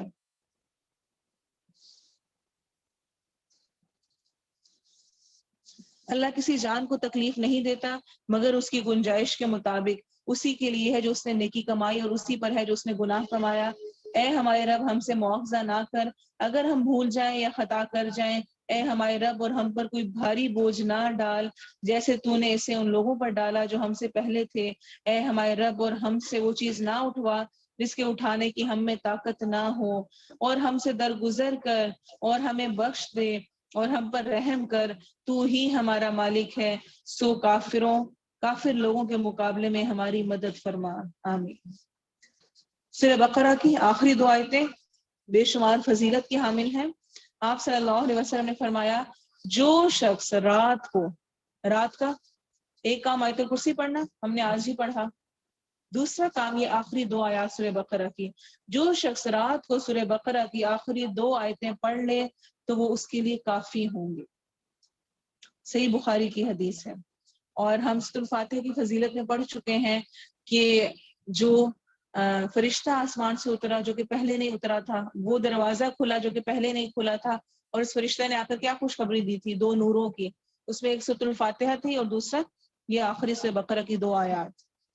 اور آپ صلی اللہ علیہ وسلم نے فرمایا اللہ تعالیٰ نے زمین و آسمان پیدا کرنے سے 2000 سال پہلے ایک کتاب لکھی، اس میں اس نے 2 آیتیں نازل فرمائیں جن کے ساتھ سورہ بقرہ کا اختتام کیا۔ وہ جس گھر میں 3 راتیں پڑھی جائیں تو شیطان اس گھر کے قریب نہیں آ سکے گا۔ الحمدللہ ہماری سورۃ البقرہ مکمل ہوئی۔ سورۃ آل عمران۔ اللہ کے نام سے جو بہت رحم والا نہایت مہربان ہے۔ الف لام میم۔ اللہ وہ ہے کہ اس کے سوا کوئی معبود نہیں، زندہ ہے، ہر چیز کو قائم رکھنے والا ہے۔ اس نے تجھ پر یہ کتاب حق کے ساتھ اتاری، اس کی تصدیق کرنے والی ہے جو اس سے پہلے ہے، اور اس نے تورات اور انجیل اتاری اس سے پہلے لوگوں کی ہدایت کے لیے، اور اس نے حق و باطل میں فرق کرنے والی کتاب اتاری۔ بے شک جن لوگوں نے اللہ کی آیات کا انکار کیا ان کے لیے بہت سخت عذاب ہے، اور اللہ سب پر غالب بدلہ لینے والا ہے۔ بے شک اللہ وہ ہے جس پر کوئی چیز نہ زمین میں چھپی رہتی ہے اور نہ آسمان میں۔ بے شک وہی ہے جو رحموں میں تمہاری صورت بناتا ہے جس طرح چاہتا ہے، اس کے سوا کوئی معبود نہیں، سب پر غالب کمال حکمت والا ہے۔ تو مذکر ہو، مؤنث ہو، سرخ ہو، سیاہ ہو، اور کامل ہوگا، ناقص ہوگا، خوش قسمت ہوگا، بدبخت ہوگا، کتنی اس کی زندگی ہوگی، عمر اور رزق کتنا ہوگا، کیا کچھ ہوگا، وہ سب کچھ اللہ تعالیٰ ابھی بچہ رحم میں ہی ہوتا ہے لکھ دیا جاتا ہے۔ وہی ہے جس نے تجھ پر یہ کتاب اتاری جس میں کچھ آیات محکم ہے، وہی کتاب کی اصل ہیں، اور کچھ دوسری کئی معنوں میں ملتی جلتی ہیں یعنی متشابہات ہیں۔ پھر جن لوگوں کے دلوں میں تو کجی ہے، ٹیڑھ پن ہے، وہ اس میں سے ان کی پیروی کرتے ہیں جو کئی معنوں میں ملتی جلتی ہیں، فتنے کی تلاش کے لیے اور ان کی اصل مراد کی تلاش کے لیے، حالانکہ ان کی اصل مراد نہیں جانتا مگر اللہ اور جو علم میں پختہ ہیں وہ کہتے ہیں ہم اس پر ایمان لائے، سب ہمارے رب کی طرف سے ہے اور نصیحت قبول نہیں کرتے مگر جو عقل والے ہیں۔ تو قرآن دو طرح کی آیات کا مجموعہ ہے۔ یہ آیت ہمیں بتا رہی ہے دو طرح کی، ایک ہے محکمات اور ایک ہے متشابہات۔ ٹھیک ہے، محکمات کون سی آیات ہوتی ہیں؟ جن کا مفہوم بالکل واضح کلیئر ہے، جن میں کسی قسم کا کوئی شک نہیں، عام آپ پڑھ کر بھی آپ کو سمجھ آئے گی کہ اس سے مراد یہی ہے، اس میں کسی تعویل کی کوئی گنجائش نہیں ہے، جیسے کہ عبادات ہیں، احکام ہیں، نصیحتیں ہیں، عبرتیں ہیں، جو بھی ایسی باتیں کہی گئی ہیں۔ لیکن کچھ آیات ایسی ہیں متشابہات جن کا ایک سے زیادہ معنی بنتا ہے، اور اس میں مختلف لوگ مختلف طرح تعویل کرتے ہیں، اس پر پڑھنے سے منع کیا گیا ہے، ان پر بحث مباحثہ کرنے سے منع کیا گیا ہے۔ اور اللہ تعالیٰ کیا فرما رہے ہیں کہ جو لوگ جن کے دل میں ٹیڑھ ہوتی ہے نا، جو کچھ سیکھنا نہیں چاہتے، وہ انہی چیزوں میں پڑے رہتے ہیں۔ اچھا، آج کل ہمارے فرقوں کا مسئلہ بھی کیا ہے؟ جو اصل کرنے کے کام ہے وہ نہیں کرنے، جو ایک تھوڑے سے اختلاف ہے نا، انہی پہ بیٹھ کے بحثیں کرتے رہنا، فلاں ایسے فلاں ایسے۔ وہ ایک فرقے نے دوسرے کو پکڑ لینا ہے، وہ نماز ایسے پڑھتے ہیں، دوسرے نے کہنا ہے کہ وہ اس طرح کر کے کرتے ہیں، اور بس وہ چیزیں پکڑ کر دن رات ان پر بحثیں ہیں۔ جو چیز اصل کرنے والی ہے، جو محکم ہے، جو کلیئر ہے، اس پر نہیں جمع ہوتے۔ حالانکہ ہمیں تو ہمارے دین نے یہاں تک سکھا دیا، آج ہی ہم آیات پڑھیں گے کہ جو اہل کتاب بھی ہیں، یہود و نصارہ بھی ہیں، ان سے بھی کیا حکم ہے کہ تعالوا الی کلمہ سواء بیننا و بینکم، اس کلمے کی طرف آؤ جو کہ ہم میں اور تم میں برابر ہے۔ سٹارٹ وہاں سے کرتے ہیں جو ایک جیسا ہے، پھر اختلاف کی باری بعد میں آئے گی۔ لیکن شیطان نے ہمیں اتنا اس بارے میں کر دیا ہے کہ ہم اختلافات پر پہلے بات کرتے ہیں اور اسی میں لڑکے اٹھ جاتے ہیں، اور جو اصل بنیاد ہے وہ پیچھے رہ جاتی ہے۔ کوئی فرقہ یہ نہیں کہتا کہ نمازیں 5 نہیں ہیں، یہاں تک کہ رکعتوں میں بھی کوئی شک نہیں ہے، سارے مانتے ہیں، سارے فرق جتنے ہیں کتنی رکھتے ہیں، سارے مانتے ہیں خشوع کیسے ہونا چاہیے، سارے مانتے ہیں جھوٹ نہیں بولنا، چوری نہیں کرنی ہے، فلاں فلاں کام نہیں کرنا، اخلاق ایسا ہونا چاہیے، وہ تمام چیزیں سب میں کامن ہیں۔ اگر ان کو پکڑ کے لے کر کام کرنا شروع کریں تو کتنی اصلاح ہو جائے۔ اس پر ہم اپنی مسجدیں بند کر لیتے ہیں کہ فلاں فرقے کا نہیں آئے گا، فلاں یہ نہیں ہوگا۔ نماز تو اللہ نے قبول کرنی ہے، میں اور آپ کون ہوتے ہیں فتویٰ لگانے والے کہ فلاں کی نماز قبول نہیں، فلاں ایسے پڑھا ہے اس لیے قبول نہیں، فلاں ایسے پڑھا ہے اس لیے اس کی قبول ہے۔ یہ تو اللہ کے ہاتھ میں ہے، ہم کب سے اللہ کے احکامات کو اپنے ہاتھ میں لینے لگے۔ تو اس لیے جو محکمات ہیں، جو واضح احکام ہیں، ان پر غور و فکر کرنا چاہیے اور ان پر عمل کی کوشش کرنی چاہیے، اور متشابہات کو ایک طرف چھوڑ دینا چاہیے، ان پر بحث مباحثے نہیں کرنے چاہیے۔ جو سمجھ آ گیا الحمدللہ، اور اگر کچھ ایسا نہیں، کوئی کنفیوژن والی چیز ہے تو اس پر پھر بحث مباحثہ نہیں ہونا چاہیے۔ مثلا اس کی اگزامپل دوں گی کہ جس طرح قرآن میں آتا ہے اللہ تعالیٰ کے ہاتھ سے متعلق، تو اس پر بحث کرنا کہ اللہ تعالیٰ کا ہاتھ کیسا ہے، یا جس طرح آیت متشابہات میں سے ایک یہ بھی آیت ہے الرحمن علی العرش استوى، رحمان عرش پر مستوی ہے، تو اس پر بحث کرنا عرش کیسا ہے، یا نعوذ باللہ رحمان اس پر کیسے مستوی، کیسے بیٹھا ہوا ہے، کیسے موجود ہے، یا کچھ بھی اس قسم کی ڈیٹیلز ہم پر لازم نہیں ہے کہ ہم اس پر بات کریں۔ ہمارا ایمان ہے کہ اگر قرآن یہ کہہ رہا ہے کہ الرحمن علی العرش استوى، رحمان عرش پر مستوی ہے، موجود ہے، تو وہ ہے، اس کی کیفیت کیا ہے وہ ہم نہیں جانتے، بس یہاں پر بات ختم۔ تو اس میں متشابہات کی ڈیٹیلز میں نہیں پڑھنا چاہیے۔ ایسے ہی آدم علیہ السلام جس درخت کے پاس گئے تھے، وہ درخت کس چیز کا تھا، اس پر بحثیں کرنا فضول فالتو جن کی کوئی ضرورت ہی نہیں ہے، فلاں کا درخت کا نہیں، فلاں چیز کا درخت تھا، یہ ہوا تھا، وہ ہوا تھا، ان چیزوں پہ بحث نہیں ہونی چاہیے۔ جو عملی پوائنٹس ہیں، جو کلیئر ہیں، صرف ان پر بات ہونی چاہیے، اور انہی کو لینا اصل شریعت ہمیں سکھا رہی ہے۔ ربنا لا تزغ قلوبنا بعد إذ هديتنا وهب لنا من لدنك رحمة إنك أنت الوهاب، اے ہمارے رب ہمارے دل ٹیڑے نہ کر اس کے بعد کہ تو نے ہمیں ہدایت دی، اور ہمیں اپنے پاس سے رحمت عطا فرما، بے شک تو ہی بے حد عطا کرنے والا ہے۔ یہ جو ہم دعائیں کر رہے ہوتے ہیں، جو عملی پوائنٹس ہوتے ہیں، اگر کوئی نوٹ کر رہا ہو تو ہم دورہ قرآن کے بعد شیئر کر دیا کریں۔ اس دعا کو بھی آج کی اپنی دعاؤں میں شامل کریں، کوشش کریں اگر یاد نہیں ہے۔ اور اس کے علاوہ جو دعا ام سلمہ سے روایت ہے کہ نبی صلی اللہ علیہ وسلم جو بہت زیادہ کثرت سے دعا کیا کرتے تھے، وہ کیا دعا تھی؟ یا مقلب القلوب ثبت قلبی علی دینک، اے دلوں کو الٹ پھیر کرنے والے میرے دل کو اپنے دین پر جما دے، ثابت قدم کرتے، نہیں پتا کس وقت کس طرح دل پھر جائے۔ تو اس لیے یہ دعا ترمذی کی حدیث ہے، ترمذی کی روایت ہے، اس دعا کو ضرور اپنی دعاؤں میں شامل کریں۔ اے ہمارے رب، بے شک تو سب لوگوں کو اس دن کے لیے جمع کرنے والا ہے جس میں کوئی شک نہیں، بے شک اللہ وعدے کی خلاف ورزی نہیں کرتا۔ بے شک جن لوگوں نے کفر کیا ان کے مال اور ان کی اولاد انہیں اللہ کی پکڑ سے ہرگز کچھ کام نہ آئیں گے، اور وہی آگ کا ایندھن ہے۔ ان کا حال فرعون کی قوم اور ان لوگوں کے حال کی طرح ہے جو ان سے پہلے تھے، انہوں نے ہماری آیات کو جھٹلایا تو اللہ نے انہیں ان کے گناہوں کی وجہ سے پکڑ لیا، اور اللہ بہت سخت عذاب والا ہے۔ ان لوگوں سے کہہ دیں جنہوں نے کفر کیا کہ تم جلد ہی مغلوب کیے جاؤ گے اور جہنم کی طرف اکٹھے کیے جاؤ گے، اور وہ برا ٹھکانہ ہے۔ یقیناً تمہارے لیے ان دو جماعتوں میں عظیم نشانی تھی جو ایک دوسرے کے مقابلے میں آئیں، ایک جماعت اللہ کے راستے میں لڑتی تھی اور دوسری کافر تھی، کہ ان کو آنکھوں سے دیکھتے ہوئے اپنے سے دگنا دیکھ رہے تھے، اور اللہ جسے چاہتا ہے اپنی مدد کے ساتھ قوت بخشتا ہے، بلا شبہ اس میں آنکھوں والوں کے لیے یقیناً عبرت ہے۔ زُيِّنَ لِلنَّاسِ حُبُّ الشَّهَوَاتِ مِنَ النِّسَاءِ وَالْبَنِينَ، بہت اہم آیت ہے۔ لوگوں کے لیے نفسانی خواہشوں کی محبت مزین کر دی گئی ہے، زینت دار بنا دی گئی ہے، جو عورتیں اور بیٹے اور سونے اور چاندی کے جمع کیے ہوئے خزانے اور نشان لگائے ہوئے گھوڑے اور مویشی اور کھیتی ہیں، یعنی ان سب چیزوں سے لوگوں کی محبتیں منسلک ہیں۔ یہ دنیا کی زندگی کا سامان ہے اور اللہ ہی ہے جس کے پاس اچھا ٹھکانہ ہے۔ آپ صلی اللہ علیہ وسلم نے فرمایا، میرے بعد مردوں کے لیے کوئی فتنہ عورتوں سے بڑھ کر نقصان دہ نہیں ہے۔ یہ صحیح بخاری کی حدیث ہے۔ تو عورت بہت بڑا فتنہ اور آزمائش ہے مرد کے لیے۔ عورت کے کہنے پر ہی اکثر مرد حرام کی طرف جا رہا ہوتا ہے، حرام کمائی کی طرف جا رہا ہوتا ہے، عورت کی فرمائشوں اور اس کے بیجا اصرار پر۔ اور اسی طرح عورت کی ہی ایسی حرکتیں اور چیزیں ہوتی ہیں جن کی وجہ سے مرد غلط چیزوں میں پڑتا ہے۔ اس کا ہرگز یہ مطلب نہیں ہے کہ عورت اس کا باعث ہے یا وہ گناہ کا باعث ہے، لیکن یہ ہے کہ عورت کو ایک فتنہ قرار دیا گیا ہے اس اعتبار سے کہ مرد کے لیے وہ آزمائش ہے، وہ اٹریکشن رکھی گئی ہے، اور اس کے علاوہ یہ تمام حلال حرام کے امور کی کہ بیوی جب مجبور کرتی ہے تو شوہر کو نہ چاہتے ہوئے کچھ اس طرح کے کام کرنے پڑے، تو یہ سب کچھ اسی کے اندر آتا ہے۔ اور آپ صلی اللہ علیہ وسلم نے اسی لیے فرمایا ہے دوسری حدیث میں، دنیا متاع ہے، فائدہ اٹھانے کا سامان ہے، اور اس کی بہترین متاع، بہترین فائدہ اٹھانے والی چیز یا بہترین جو سامان ہے وہ نیک عورت ہے۔ صحیح مسلم کی حدیث ہے۔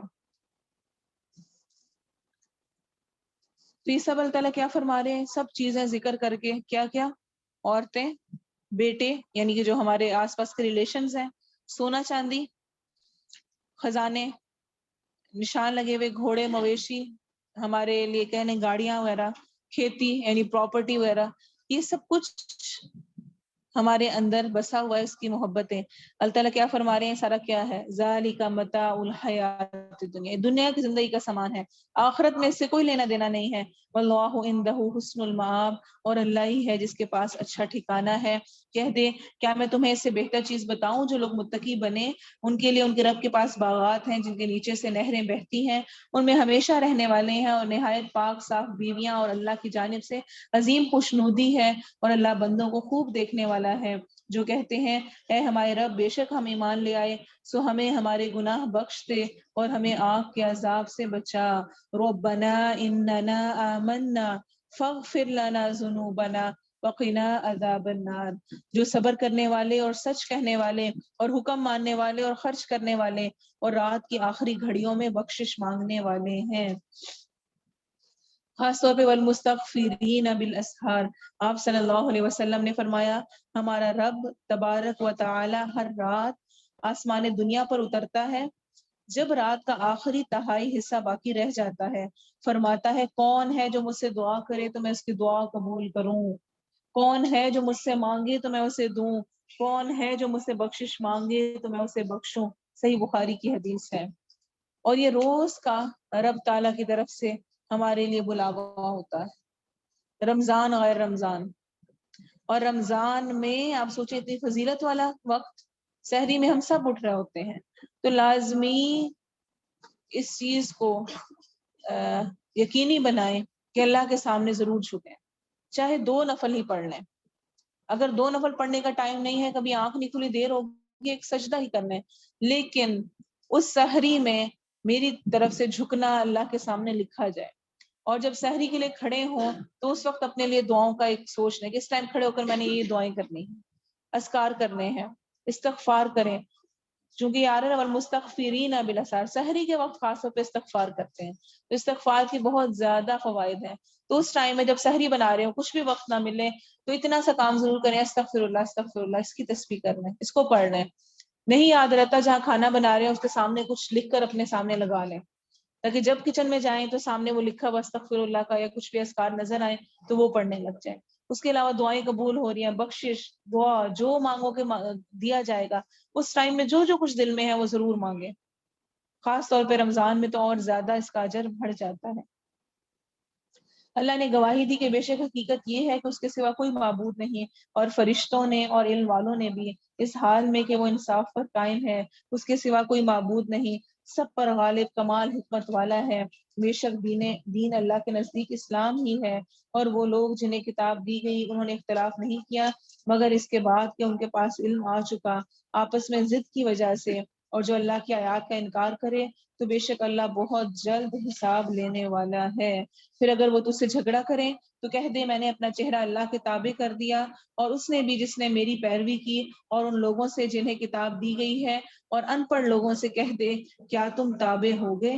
بس اگر وہ تابع ہو جائیں تو بے شک ہدایت پا گئے، اور اگر وہ منہ پھیر لیں تو تیرے ذمے تو صرف پہنچا دینا ہے، اور اللہ بندوں کو خوب دیکھنے والا ہے.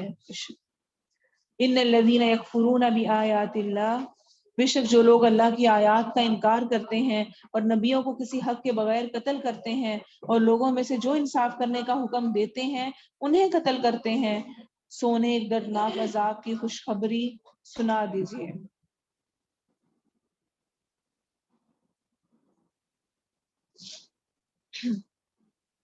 یہی وہ لوگ ہیں جن کے اعمال دنیا اور آخرت میں ضائع ہو گئے، اور ان کی مدد کرنے والے کوئی نہیں. کیا تو نے ان لوگوں کو نہیں دیکھا جنہیں کتاب میں سے ایک حصہ دیا گیا، انہیں اللہ کی کتاب کی طرف بلایا جاتا ہے تاکہ وہ ان کے درمیان فیصلہ کرے، پھر ان میں سے ایک گروہ منہ پھیر لیتا ہے اس حال میں کہ وہ منہ موڑنے والے ہوتے ہیں. یہ اس لیے کہ بے شک انہوں نے کہا کہ ہمیں آگ ہرگز نہ چھوئے گی مگر چند گنے ہوئے دن، اور انہیں ان کے دین میں ان باتوں نے دھوکہ دیا جو وہ گھڑا کرتے تھے. تو یہ دل کی تسلیاں اور دل کی خوش فہمیاں جو کہ آج ہم رکھے ہوئے ہیں، اور اصل میں ہم بھی یہود کو ہی فالو کرنے والے ہیں. یہود کے ہاں بھی موجود تھی کہ ہم تو گنے چنے دن یہاں پر رہیں گے، اگر گئے بھی اور عذاب ہوا بھی تو کچھ دن کا ہوگا. آج ہم بھی نعوذ باللہ یہ رکھتے ہیں کہ اگر مسلمان ہیں جنت میں تو جانا ہی ہے، کلمہ پڑھ لیا کوئی بات نہیں، اگر کچھ عذاب بھی برداشت کر لیا. ایک انگلی اپنی ہم آگ کے اوپر نہیں رکھ سکتے، وہ آگ جو کہ 70 حصوں میں سے ایک حصہ ہے. اور کہاں یہ کہ آگ کا عذاب برداشت کر کے جنت میں جانا. اسی لیے جو ہمیں دعا سکھائی گئی نا، ربنا آتنا فی الدنیا حسنہ وفی الآخرۃ حسنہ وقنا عذاب النار، آخرت کا جو حسن ملے اس میں عذاب، جہنم کے عذاب سے محفوظ ہو کر اس کے بغیر ہی ہم جنت میں پہنچ جائیں. ایسا نہ ہو کہ کچھ ایسی برائیاں یا کچھ ایسی چیزیں ہوں کہ عذاب کچھ بھگتنا پڑے اور اس کے بعد جنت میں داخلہ ہو. پھر کیا حال ہوگا جب ہم انہیں اس دن کے لیے جمع کریں گے جس میں کوئی شک نہیں، اور ہر جان کو پورا دیا جائے گا جو اس نے کمایا، اور ان پر ظلم نہیں کیا جائے گا. کہہ دیجئے اے اللہ بادشاہی کے مالک، تو جسے چاہے بادشاہی دیتا ہے اور جس سے چاہے بادشاہی چھین لیتا ہے، اور جسے چاہے عزت دیتا ہے اور جسے چاہے ذلیل کر دیتا ہے. تیرے ہی ہاتھ میں ہر بھلائی ہے، بے شک تو ہر چیز پر پوری طرح قادر ہے. تو رات کو دن میں داخل کرتا ہے اور تو دن کو رات میں داخل کرتا ہے، اور تو زندہ کو مردہ سے نکالتا ہے اور تو مردہ کو زندہ سے نکالتا ہے، اور تو جسے چاہے کسی حساب کے بغیر رزق دیتا ہے. ایمان والے مومنوں کو چھوڑ کر کافروں کو دوست مت بنائے، اور جو ایسا کرے گا وہ اللہ کی طرف سے کسی چیز میں نہیں مگر یہ کہ تم ان سے بچو، کسی طرح بچنا، اور اللہ تمہیں اپنے آپ سے ڈراتا ہے اور اللہ ہی کی طرف لوٹ کر جانا ہے. تو کفار کے ساتھ لین دین دوستی ہوگی لیکن دلی دوستی سے منع کیا گیا ہے. یہ جب دلی دوستی ہوتی ہے، دل کا تعلق بھی قائم ہوتا ہے، تو نہ چاہتے ہوئے انسان اپنے ساتھی کو فالو کرنے لگتا ہے، تو اس لیے اس سے منع کیا گیا ہے. کہہ دیجئے اگر تم اسے چھپاؤ جو تمہارے سینوں میں ہے یا اسے ظاہر کرو، اللہ اسے جان لے گا، اور وہ جانتا ہے جو کچھ آسمانوں میں ہے اور جو زمین میں ہے، اور اللہ ہر چیز پر پوری طرح قادر ہے۔ جس دن ہر شخص حاضر کیا ہوا پائے گا جو اس نے نیکی میں سے کیا اور وہ بھی جو اس نے برائی میں سے کیا، چاہے گا کاش اس کے درمیان اور اس کے درمیان بہت دور کا فاصلہ ہوتا۔ اور اللہ تمہیں اپنے آپ سے ڈراتا ہے۔ وَيُحَذِّرُكُمُ اللَّهُ نَفْسَهُ وَاللَّهُ رَءُوفٌ بِالْعِبَادِ، اور اللہ بندوں سے بے حد نرمی کرنے والا ہے۔ تلاوت سننا تھوڑی سی، اس کے بعد شروع کرتے ہیں۔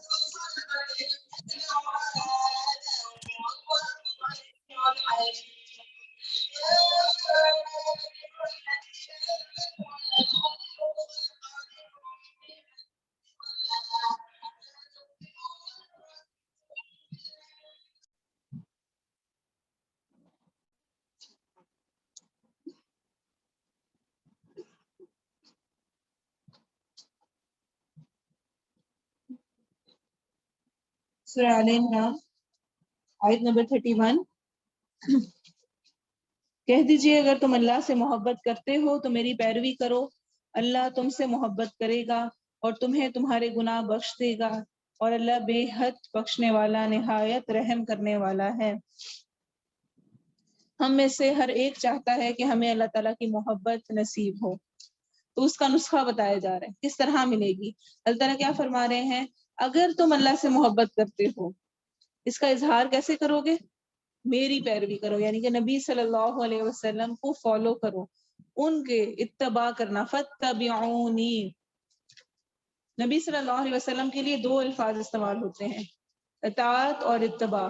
اطاعت ہوتا ہے یعنی کہ جو حکم دیا گیا اس کو پورا کرنا، اتباع ہوتا ہے فٹ سٹیپس کو فالو کرنا، نقش قدم پر چلنا۔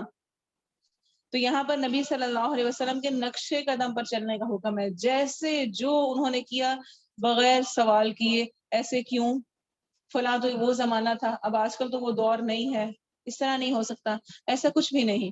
فَاتَّبِعُونِی، کیا فائدہ ہوگا؟ یُحْبِبْکُمُ اللہ، اللہ تم سے محبت کرنے لگ جائے گا، اور وَيَغْفِرْ لَكُمْ ذُنُوبَكُمْ، اور وہ تمہیں تمہارے گناہ بخش دے گا، اور اللہ بے حد بخشنے والا نہایت مہربان ہے۔ آپ صلی اللہ علیہ وسلم نے فرمایا، میں تم میں سے کسی کو اس حال میں نہ پاؤں کہ وہ اپنے تکیے پر ٹیک لگائے ہوئے ہو اور اس کے پاس میرے حکم میں سے کوئی حکم آئے، ان چیزوں میں سے جن کا میں نے حکم دیا ہے یا میں نے منع کیا، تو وہ کہے ہم نہیں جانتے، ہم اللہ کی کتاب میں جو پائیں گے اسی کی پیروی کریں گے، یعنی سنت کو فالو نہ کریں، ایکسیپٹ نہ کریں۔ ابو داؤد کی حدیث ہے۔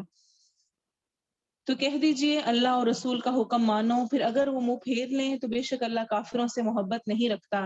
بے شک اللہ نے آدم علیہ السلام اور نوح علیہ السلام کو اور ابراہیم علیہ السلام کے گھرانے اور عمران کے گھرانے کو جہانوں پر چن لیا، ایسی نسل جس کا باز باز سے ہے، اور اللہ سب کچھ سننے والا، سب کچھ جاننے والا ہے۔ جب عمران کی بیوی نے کہا، اے میرے رب، بے شک میں نے تیرے لیے اس کی نظر مانی ہے جو میرے پیٹ میں ہے، کیا ذات چھوڑا ہوا ہوگا، سو مجھ سے قبول فرما، بے شک تو ہی سب کچھ سننے والا، سب کچھ جاننے والا ہے۔ پھر جب اس نے اسے جنا تو کہا، اے میرا رب، یہ تو میں نے لڑکی جنی ہے، اور اللہ زیادہ جانتا تھا یہ جاننے والا ہے جو اس نے جنا، اور لڑکا اس لڑکی جیسا نہیں، اور بے شک میں نے اس کا نام مریم رکھا ہے، اور بے شک میں اسے اور اس کی اولاد کو شیطان مردود سے تیری پناہ میں دیتی ہوں۔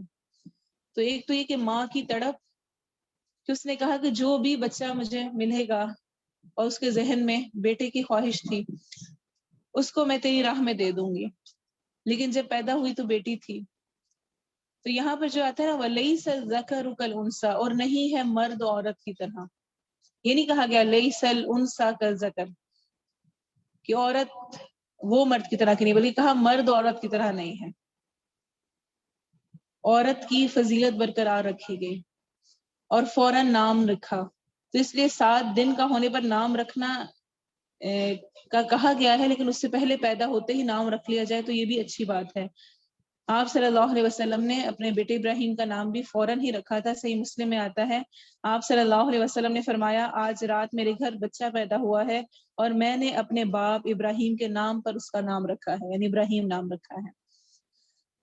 اور مریم علیہ السلام نے یہاں پر دعا کی جیسے ہی بیٹی بھی، انی اعیذھا بک وذریتھا من الشیطان الرجیم، اس دعا کو ہائی لائٹ کریں، اس کو ضرور پڑھیں، خاص طور پہ جن کی اولاد ہونے والی ہو وہ اس دعا کو ضرور پڑھیں کہ مجھے اور میری اس اولاد کو شیطان مردود سے پناہ میں رکھنا۔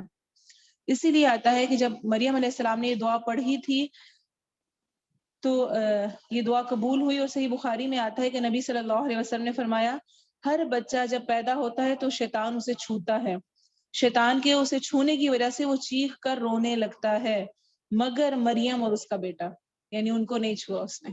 کیوں؟ کیونکہ انہوں نے یہ دعا پڑھی تھی۔ تو اس لیے یہ دعا پڑھی جائے بچپن سے کہ ماں بھی اور بچہ بھی شیطان مردود سے محفوظ رہے۔ انی اعیذھا بک وذریتھا من الشیطان الرجیم۔ بس اس کے رب نے اسے اچھی قبولیت کے ساتھ قبول کیا اور اچھی نشو نما کے ساتھ اس کی پرورش کی اور اس کا کفیل زکریا کو بنا دیا۔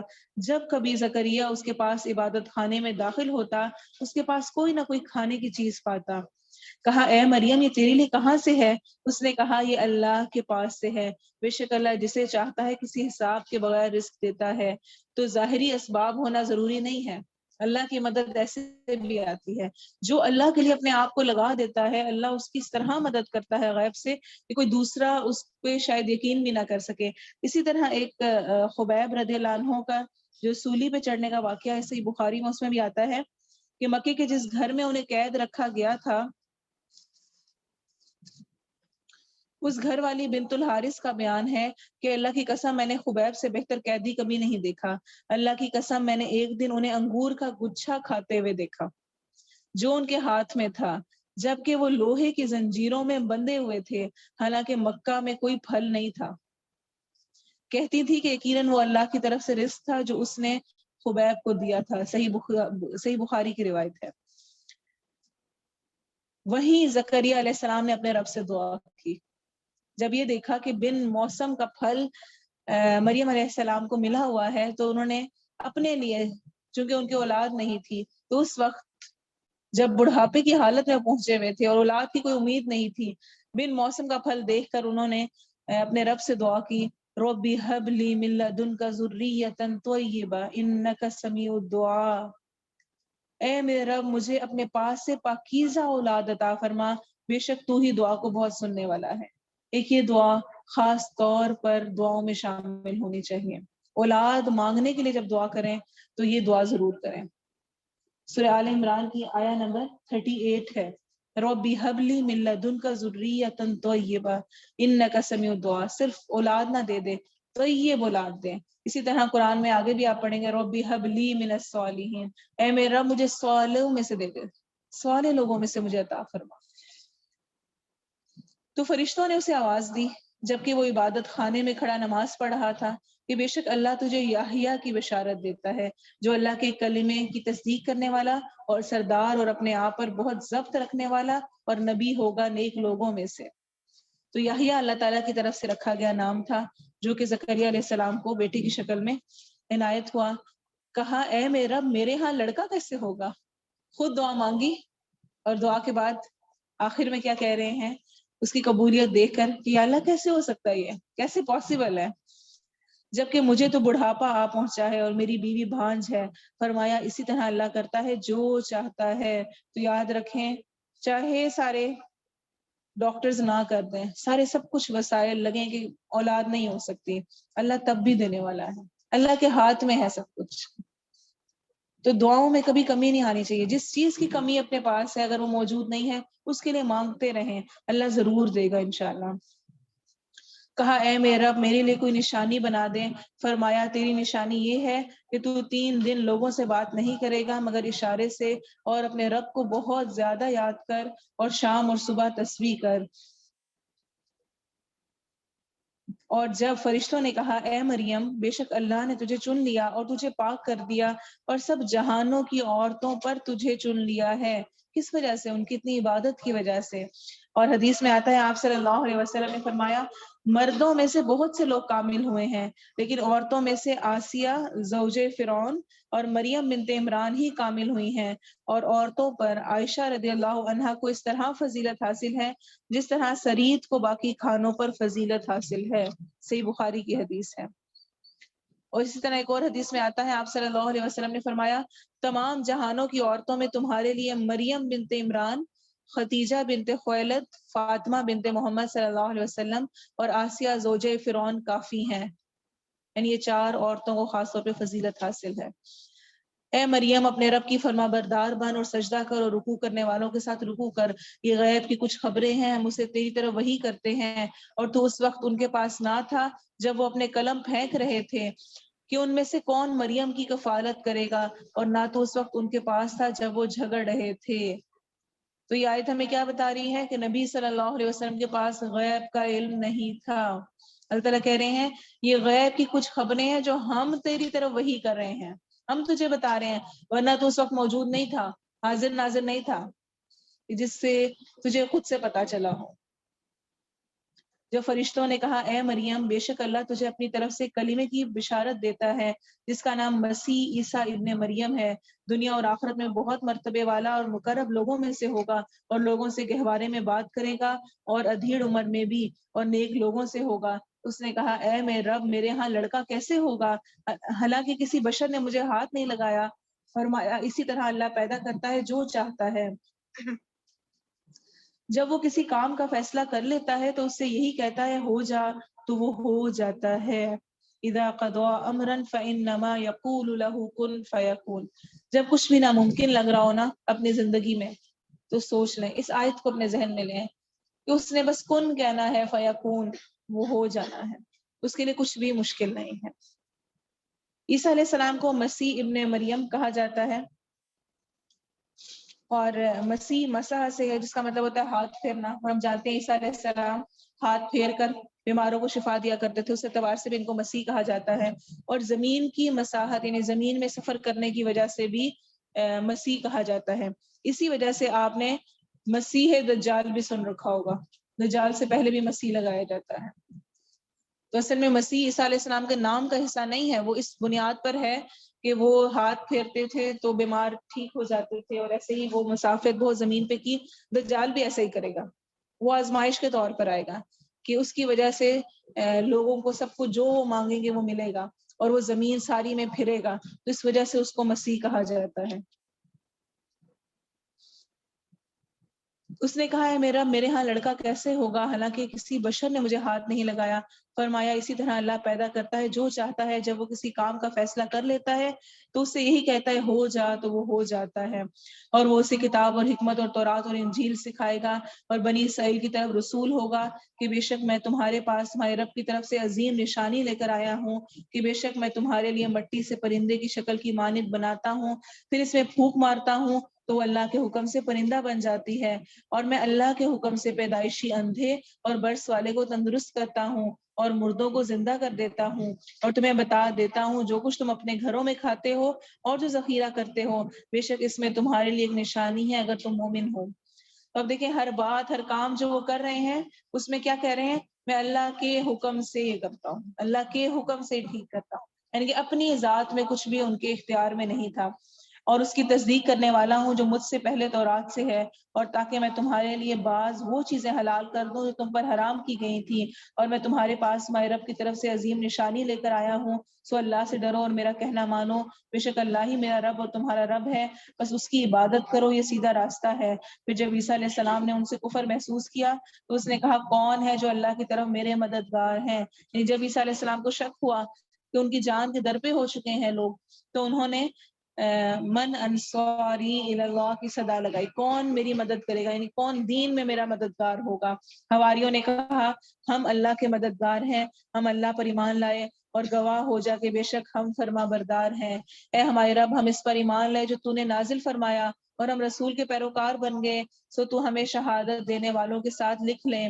اور انہوں نے خفیہ تدبیر کی، اور اللہ نے بھی خفیہ تدبیر کی، اور اللہ سب خفیہ تدبیر کرنے والوں سے بہتر ہے۔ بے شک جب اللہ نے فرمایا اے عیسیٰ بے شک میں تجھے قبض کرنے والا ہوں اور تجھے اپنی طرف اٹھانے والا ہوں، اور تجھے ان لوگوں سے پاک کرنے والا ہوں جنہوں نے کفر کیا، اور ان لوگوں کو جنہوں نے تیری پیروی کی قیامت کے دن تک ان لوگوں کے اوپر کرنے والا ہوں جنہوں نے کفر کیا، پھر میری ہی طرف تمہارا لوٹ کر آنا ہے، تو میں تمہارے درمیان اس چیز کے بارے میں فیصلہ کروں گا جس میں تم اختلاف کیا کرتے تھے۔ تو یہ ہمارا مسلمانوں کا بہت اہم عقیدہ ہے، متوفی کا و رافیوں کا۔ عیسیٰ علیہ السلام کو اللہ تعالیٰ نے پورا آسمان پر اٹھا لیا ہے، ٹھیک ہے، وہ فوت نہیں ہوئے، فوت ہو کے نہیں وہ آسمان پہ گئے، وہ زندہ ہی اللہ نے ان کو پورا کا پورا اٹھا لیا ہے، اور ایک وقت آئے گا جب وہ واپس آئیں گے۔ اسی لیے پیچھے جو ہم نے پڑھا نا کہ میں گہوارے میں یعنی چھوٹی عمر میں بولوں گا اور بڑی عمر میں بھی، تو بڑی عمر میں تو ہر کوئی بول رہا ہوتا ہے، اس میں کیا معجزہ ہے، یعنی اس وقت بھی واپس آ کر اٹھا لیے گئے تو واپس آئیں گے اور دوبارہ سے کلام کریں گے۔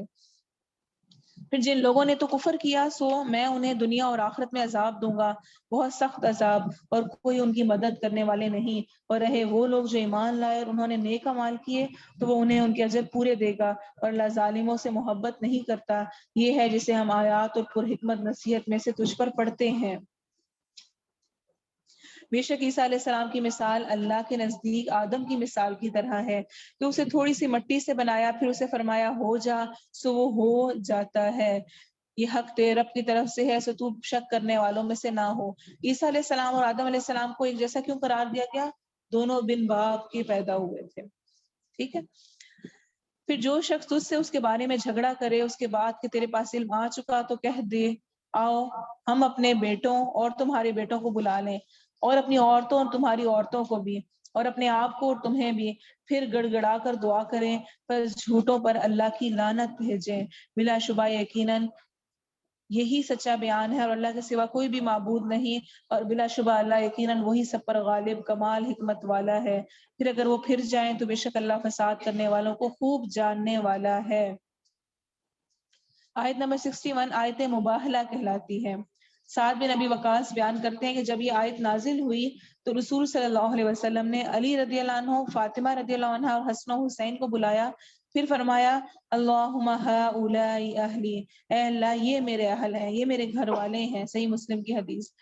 اور یہ اصل میں اہل نجران کا وفد آیا تھا اور انہوں نے ماننے سے انکار کیا تھا، تو نبی صلی اللہ علیہ وسلم نے ان کو مباہلہ کی دعوت دی کہ ٹھیک ہے اگر تمہیں کوئی شک لگتا ہے تو تم بھی اپنے سب گھر والوں کو سب کو بلا لو، عورتوں کو مردوں کو، اور ہم بھی بلا لیتے ہیں، پھر ہم لعنت بھیجیں گے، پھر ہم مباہلہ کریں گے کہ ہم میں سے جو جھوٹا ہے اس پر اللہ کی لعنت ہو، عذاب آ جائے۔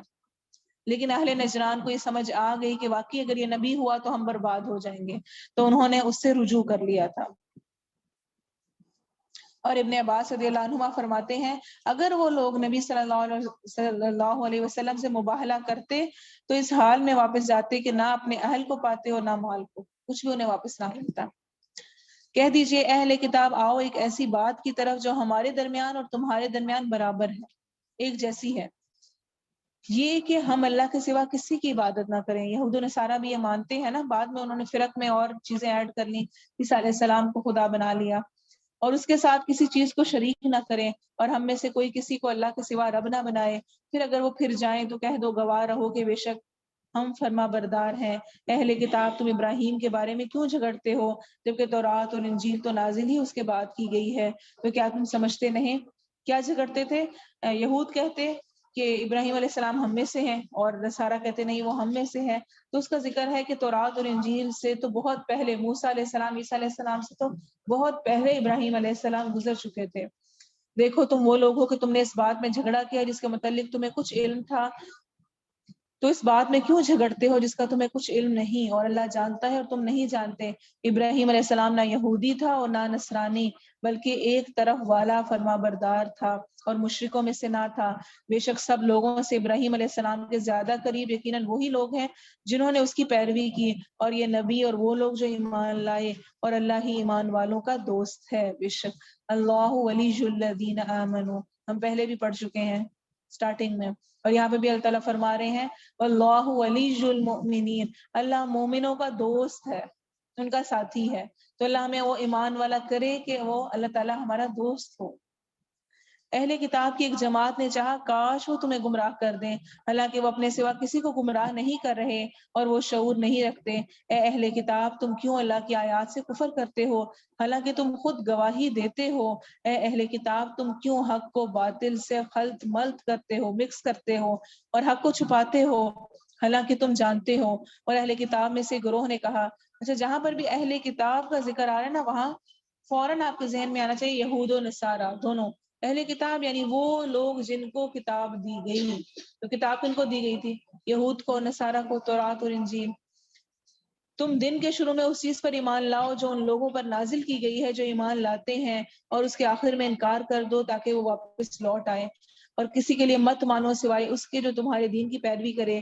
کہہ دیجئے اصل ہدایت تو اللہ کی ہدایت ہے، یہ مت مانو کہ جو کچھ تمہیں دیا گیا ہے اس جیسا کسی اور کو بھی دیا جائے گا، کہ وہ تم سے تمہارے رب کے پاس جھگڑا کریں گے۔ کہہ دیجئے بے شک سب فضل اللہ کے ہاتھ میں ہے، وہ اسے جس کو چاہتا ہے دیتا ہے، اور اللہ وسعت والا سب کچھ جاننے والا ہے، اپنی رحمت کے ساتھ خاص کرتا ہے جسے چاہتا ہے، اور اللہ بہت بڑے فضل والا ہے۔ بے شک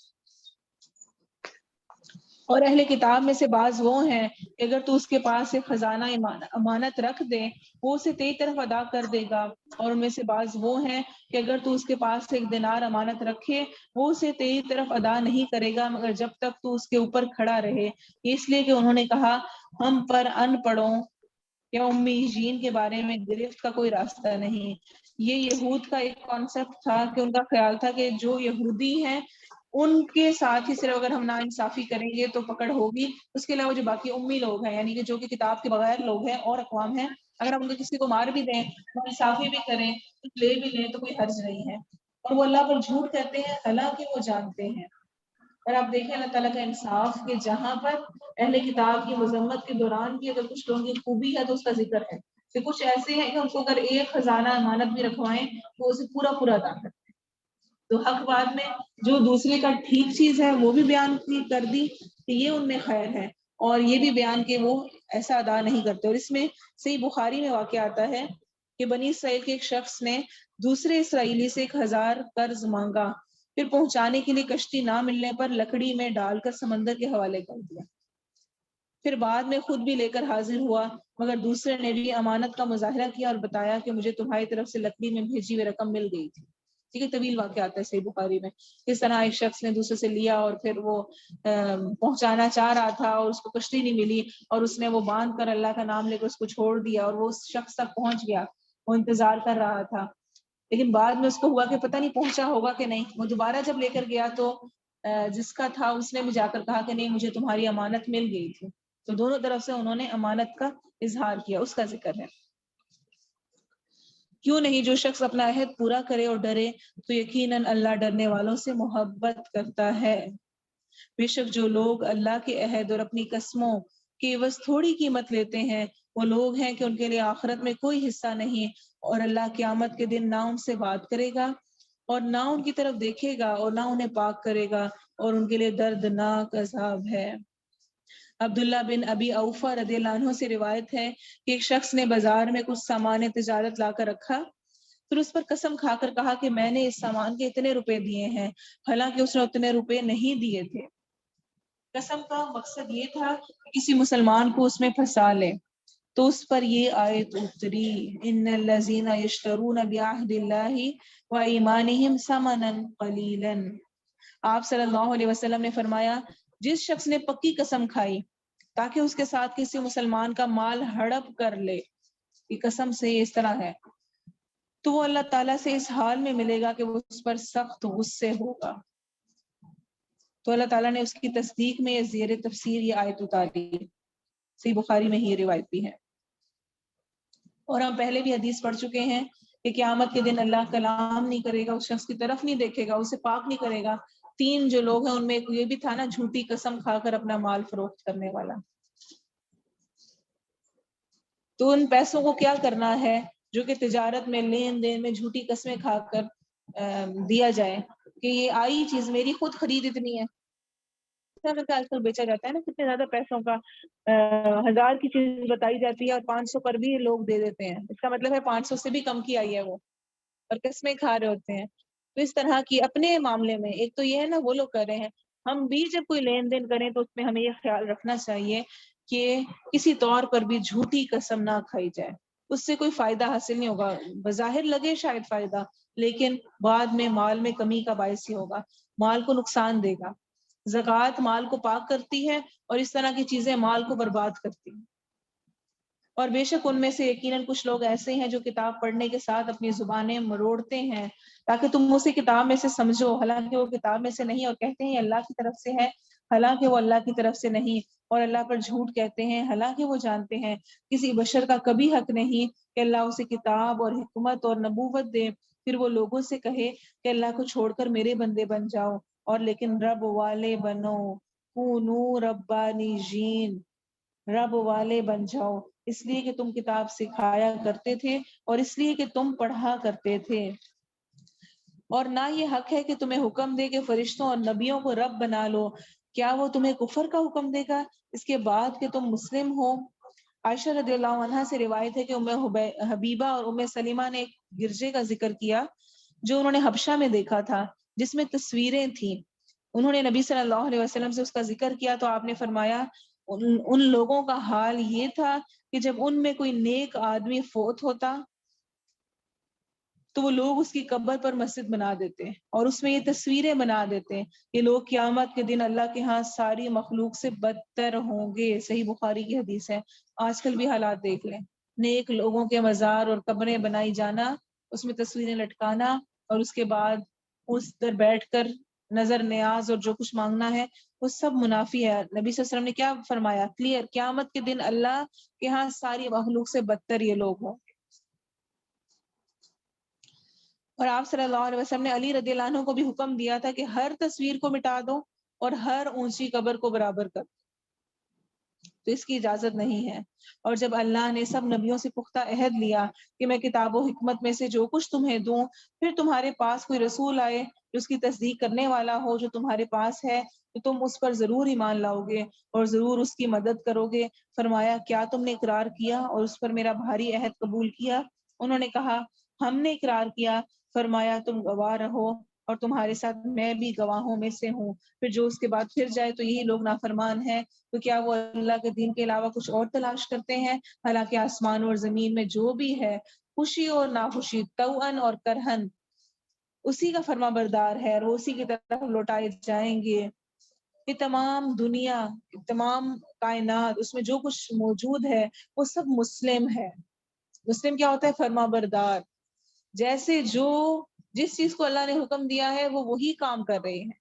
ایک انسان ہے جس کو اختیار ملا ہے اور اس کو جو کام کہا گیا وہ اس کو پورا نہیں کرتا۔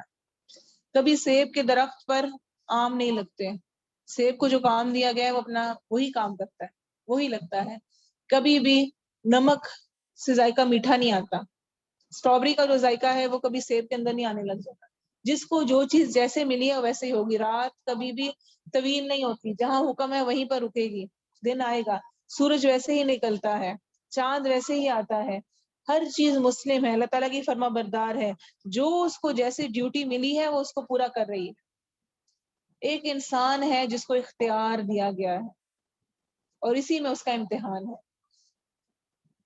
کہہ دیجئے ہم اللہ پر ایمان لائے اور اس پر جو ہم پر نازل کیا گیا، اور ابراہیم اور اسماعیل اور اسحاق اور یعقوب علیہ السلام اور اس کی اولاد پر نازل کیا گیا، اور جو موسیٰ علیہ السلام اور عیسیٰ علیہ السلام اور دوسرے نبیوں کو ان کے رب کی طرف سے دیا گیا، ہم ان میں سے کسی ایک کے درمیان فرق نہیں کرتے، اور ہم اسی کے فرما بردار ہیں، اور جو اسلام کے علاوہ کوئی اور دین تلاش کرے تو وہ اس سے ہرگز قبول نہیں کیا جائے گا، اور وہ آخرت میں خسارہ اٹھانے والوں میں سے ہوگا۔ اللہ ان لوگوں کو کیسے ہدایت دے گا جنہوں نے اپنے ایمان کے بعد کفر کیا، اور اس کے بعد کہ انہوں نے شہادت دی کہ یقیناً یہ رسول سچا ہے، اور ان کے پاس واضح دلیلیں آ چکی، اور اللہ ظالم لوگوں کو ہدایت نہیں دیتا۔ یہ لوگ کی جزا یہ ہے کہ بے شک ان پر اللہ کی اور فرشتوں ہمیشہ اس میں رہنے والے ہیں، نہ ان سے عذاب ہلکا کیا جائے گا اور نہ ہی وہ مہلت دیے جائیں گے۔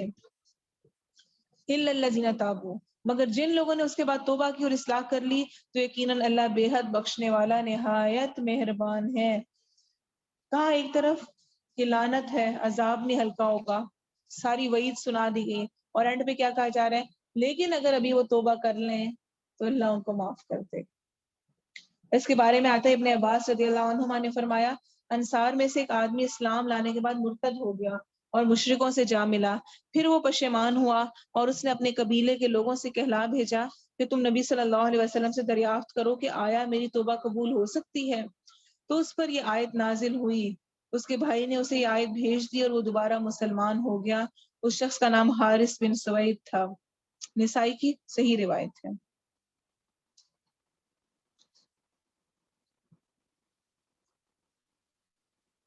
تو توبہ قبول اللہ تعالیٰ کی طرف سے ہوتی ہے اس وقت تک جب تک روح حلق تک نہ پہنچ جائے۔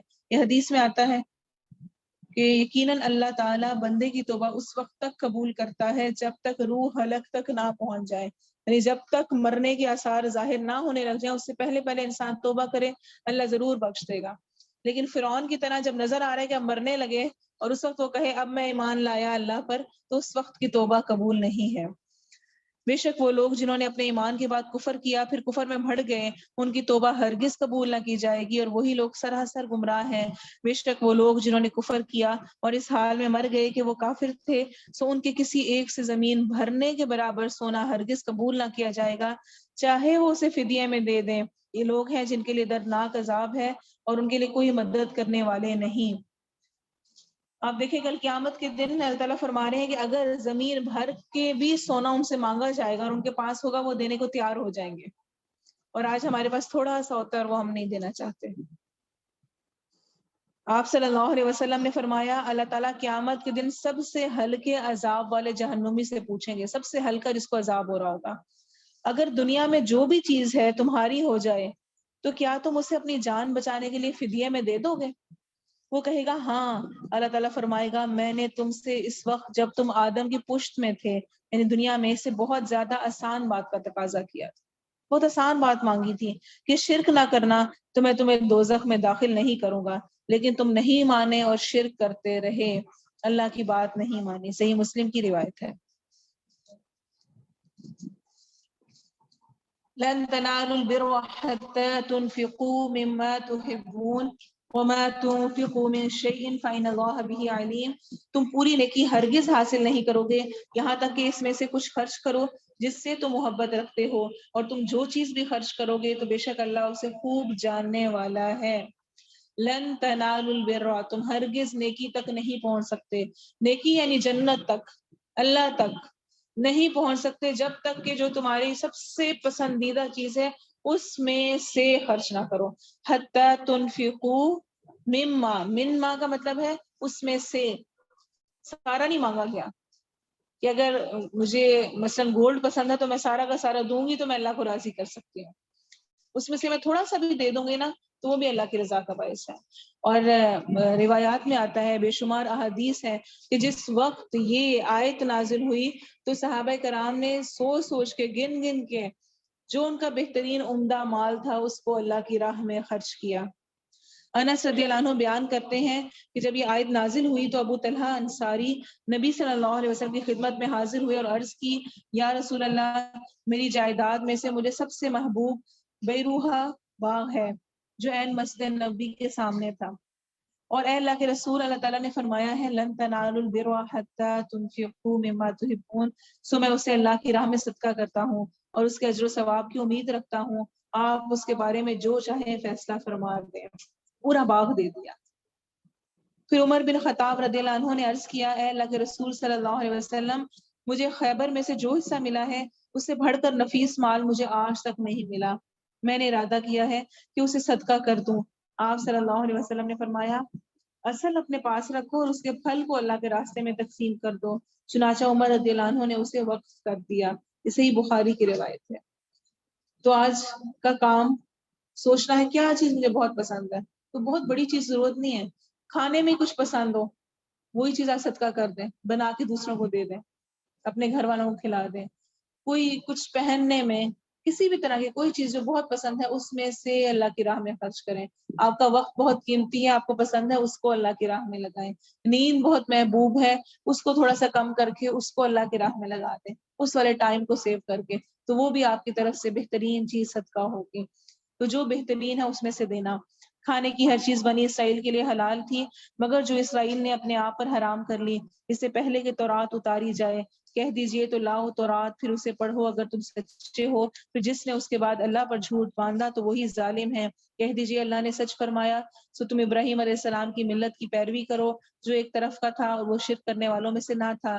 بے شک پہلا گھر جو لوگوں کے لیے مقرر کیا گیا یقیناً وہی ہے جو مکہ میں ہے، بہت بابرکت اور جہانوں کے لیے ہدایت ہے۔ تو پہلا گھر جو مقرر کیا گیا وہ مکہ میں، اصل میں یہ مکہ لکھنے کے اس میں ہے، اصل میں یہ مکہ ہی ہے۔ ابو ذر رضی اللہ عنہ بیان کرتے ہیں کہ میں نے نبی صلی اللہ علیہ وسلم سے سوال کیا، اے اللہ کے رسول، روئے زمین پر سب سے پہلے کون سی مسجد بنائی گئی؟ آپ نے فرمایا مسجد حرام۔ پوچھا پھر کون سی؟ آپ نے فرمایا مسجد اقصی۔ پوچھا ان دونوں کے درمیان کتنی مدت ہے؟ آپ صلی اللہ علیہ وسلم نے فرمایا 40 سال۔ صحیح بخاری کی حدیث ہے۔ اس میں واضح نشانیاں ہیں ابراہیم علیہ السلام کے کھڑے ہونے کی جگہ، اور جو کوئی اس میں داخل ہوا امن والا ہو گیا، اور اللہ کے لیے لوگوں پر اس گھر کا حج فرض ہے جو اس کی طرف راستے کی طاقت رکھے، اور جس نے کفر کیا تو بے شک اللہ تمام جہانوں سے بہت بے پرواہ ہے۔ وَلِلَّهِ عَلَى النَّاسِ حِجُّ الْبَيْتِ مَنِ اسْتَطَاعَ إِلَيْهِ سَبِيلًا۔ آپ صلی اللہ علیہ وسلم نے فرمایا، ہر عاقل و بالغ پر جو کعبے تک پہنچنے کی استطاعت رکھتا ہے اس پر عمر بھر میں ایک مرتبہ حج فرض ہے۔ اور استطاعت کی تفسیر کیا ہے؟ یعنی انسان کے پاس زیادہ راہ ہو، جانے کا خرچہ کرنے کا سامان ہو، سواری موجود ہو، اور راستہ پرامن ہو، جان مال کو خطرہ نہ ہو، عورت کے ساتھ محرم ہو، تو ضروری ہے۔ اور اگر مالی استطاعت ہے مگر جسمانی نہیں ہے، مال بھی ہے، سب کچھ ہے، لیکن جسم میں طاقت نہیں ہے، نہیں جا سکتے، پھر کیا کریں؟ اس کے بارے میں صحیح بخاری کی روایت میں آتا ہے، ابن عباس رضی اللہ عنہما سے روایت ہے کہ خصم قبیلے کی ایک عورت آئی، اس نے پوچھا، یا رسول اللہ، اللہ کا اپنے بندوں پر جو فریضہ حج ہے وہ میرے والد پر اس حال میں آیا ہے کہ وہ بہت بوڑھے ہیں، سواری پر جم کر بیٹھ بھی نہیں سکتے، تو کیا میں ان کی طرف سے حج کر دوں؟ فرمایا ہاں، اور یہ حجۃ الوداع کی بات ہے، یعنی آخری سال کی۔ تو اگر امیر شخص جس کے پاس مال دولت ہے، کوئی اور مسئلہ نہیں ہے، لیکن وہ خود جسمانی طور پر اس قابل نہیں کہ وہ جا سکے، تو اپنی جگہ کسی اور کو حج کروا سکتا ہے۔ اسی طرح اگر صاحب حج اس پر حج فرض تھا اور اس نے حج کو ادا نہیں کیا تو اس کے بارے میں بھی سخت ترین وعید ہے۔ آپ صلی اللہ علیہ وسلم نے فرمایا، جو شخص حج کی طاقت رکھے اور پھر حج نہ کرے تو اس پر برابر ہے کہ یہودی ہونے کی حالت میں مرے یا نصرانی ہونے کی حالت میں، یعنی چاہے جس مرضی دین پہ مرے، اللہ کو اس کی کوئی پرواہ نہیں ہے۔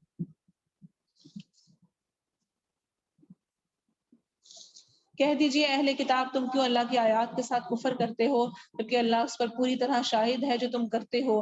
کہہ دیجئے اے اہل کتاب، تم اللہ کے راستے سے اس شخص کو کیوں روکتے ہو جو ایمان لے آیا؟ تم اس راستے میں کوئی نہ کوئی کجی تلاش کرتے ہو، حالانکہ تم گواہ ہو، اور اللہ سے ہرگز غافل نہیں جو تم کر رہے ہو۔ اے لوگو جو ایمان لائے ہو، اگر تم ان میں سے کچھ لوگوں کا کہنا مانو گے جنہیں کتاب دی گئی ہے تو وہ تمہیں تمہارے ایمان کے بعد پھر کافر بنا دیں گے، تو اس لیے ان کی بات نہ مانی جائے۔ حدیث میں آتا ہے آپ صلی اللہ علیہ وسلم نے فرمایا، میرے بعد پھر کافر نہ بن جانا کہ ایک دوسرے کی گردنیں مارنے لگو۔ وَكَيْفَ تَكْفُرُونَ وَأَنْتُمْ تُتْلَى عَلَيْكُمْ آيَاتُ اللَّهِ وَفِيكُمْ رَسُولُهُ، اور تم کیسے کفر کرتے ہو حالانکہ تم پر اللہ کی آیات پڑھی جاتی ہیں اور تم میں اس کا رسول موجود ہے، اور جو شخص اللہ کو مضبوطی سے پکڑ لے تو یقیناً اسے سیدھے راستے کی طرف ہدایت دی گئی۔ اس کے بارے میں آتا ہے ابن عباس رضی اللہ عنہما فرماتے ہیں جاہلیت میں اوس اور خزرج کے درمیان لڑائی رہی تھی۔ اب ایک دفعہ وہ بیٹھے ہوئے تھے تو انہوں نے آپس میں جو کچھ ہوا تھا اس کا ذکر کیا، ایسے ہی بیٹھے ہوئے پرانی بات، اسلام قبول کر چکے ہیں، سب کچھ سیٹ ہو چکا ہے، پرانا ذکر چھڑا اور اس میں وہ لڑائی جھگڑے کی بات ہوئی تو دوبارہ سے غصہ آ گیا، تو دونوں غصے میں آ گئے اور ایک دوسرے کے مقابلے کے لیے اسلحہ لینے کے لیے اٹھے تو اس پر یہ آیت اتری کیف تکفرون وانتم تتلی علیکم آیات اللہ وفیکم رسول، رسول موجود ہے، تم آیات پڑھ رہے ہو، کس طرح تم پھر یہ کر سکتے ہو؟ اور جو شخص اللہ کو مضبوطی سے پکڑ لے تو یقیناً اسے سیدھے راستے کی طرف ہدایت دی گئی۔ اے لوگوں جو ایمان لائے ہو، اللہ سے ڈرو جیسا کہ اس سے ڈرنے کا حق ہے، اور تم ہرگز نہ مرو مگر اس حال میں کہ تم مسلم ہو۔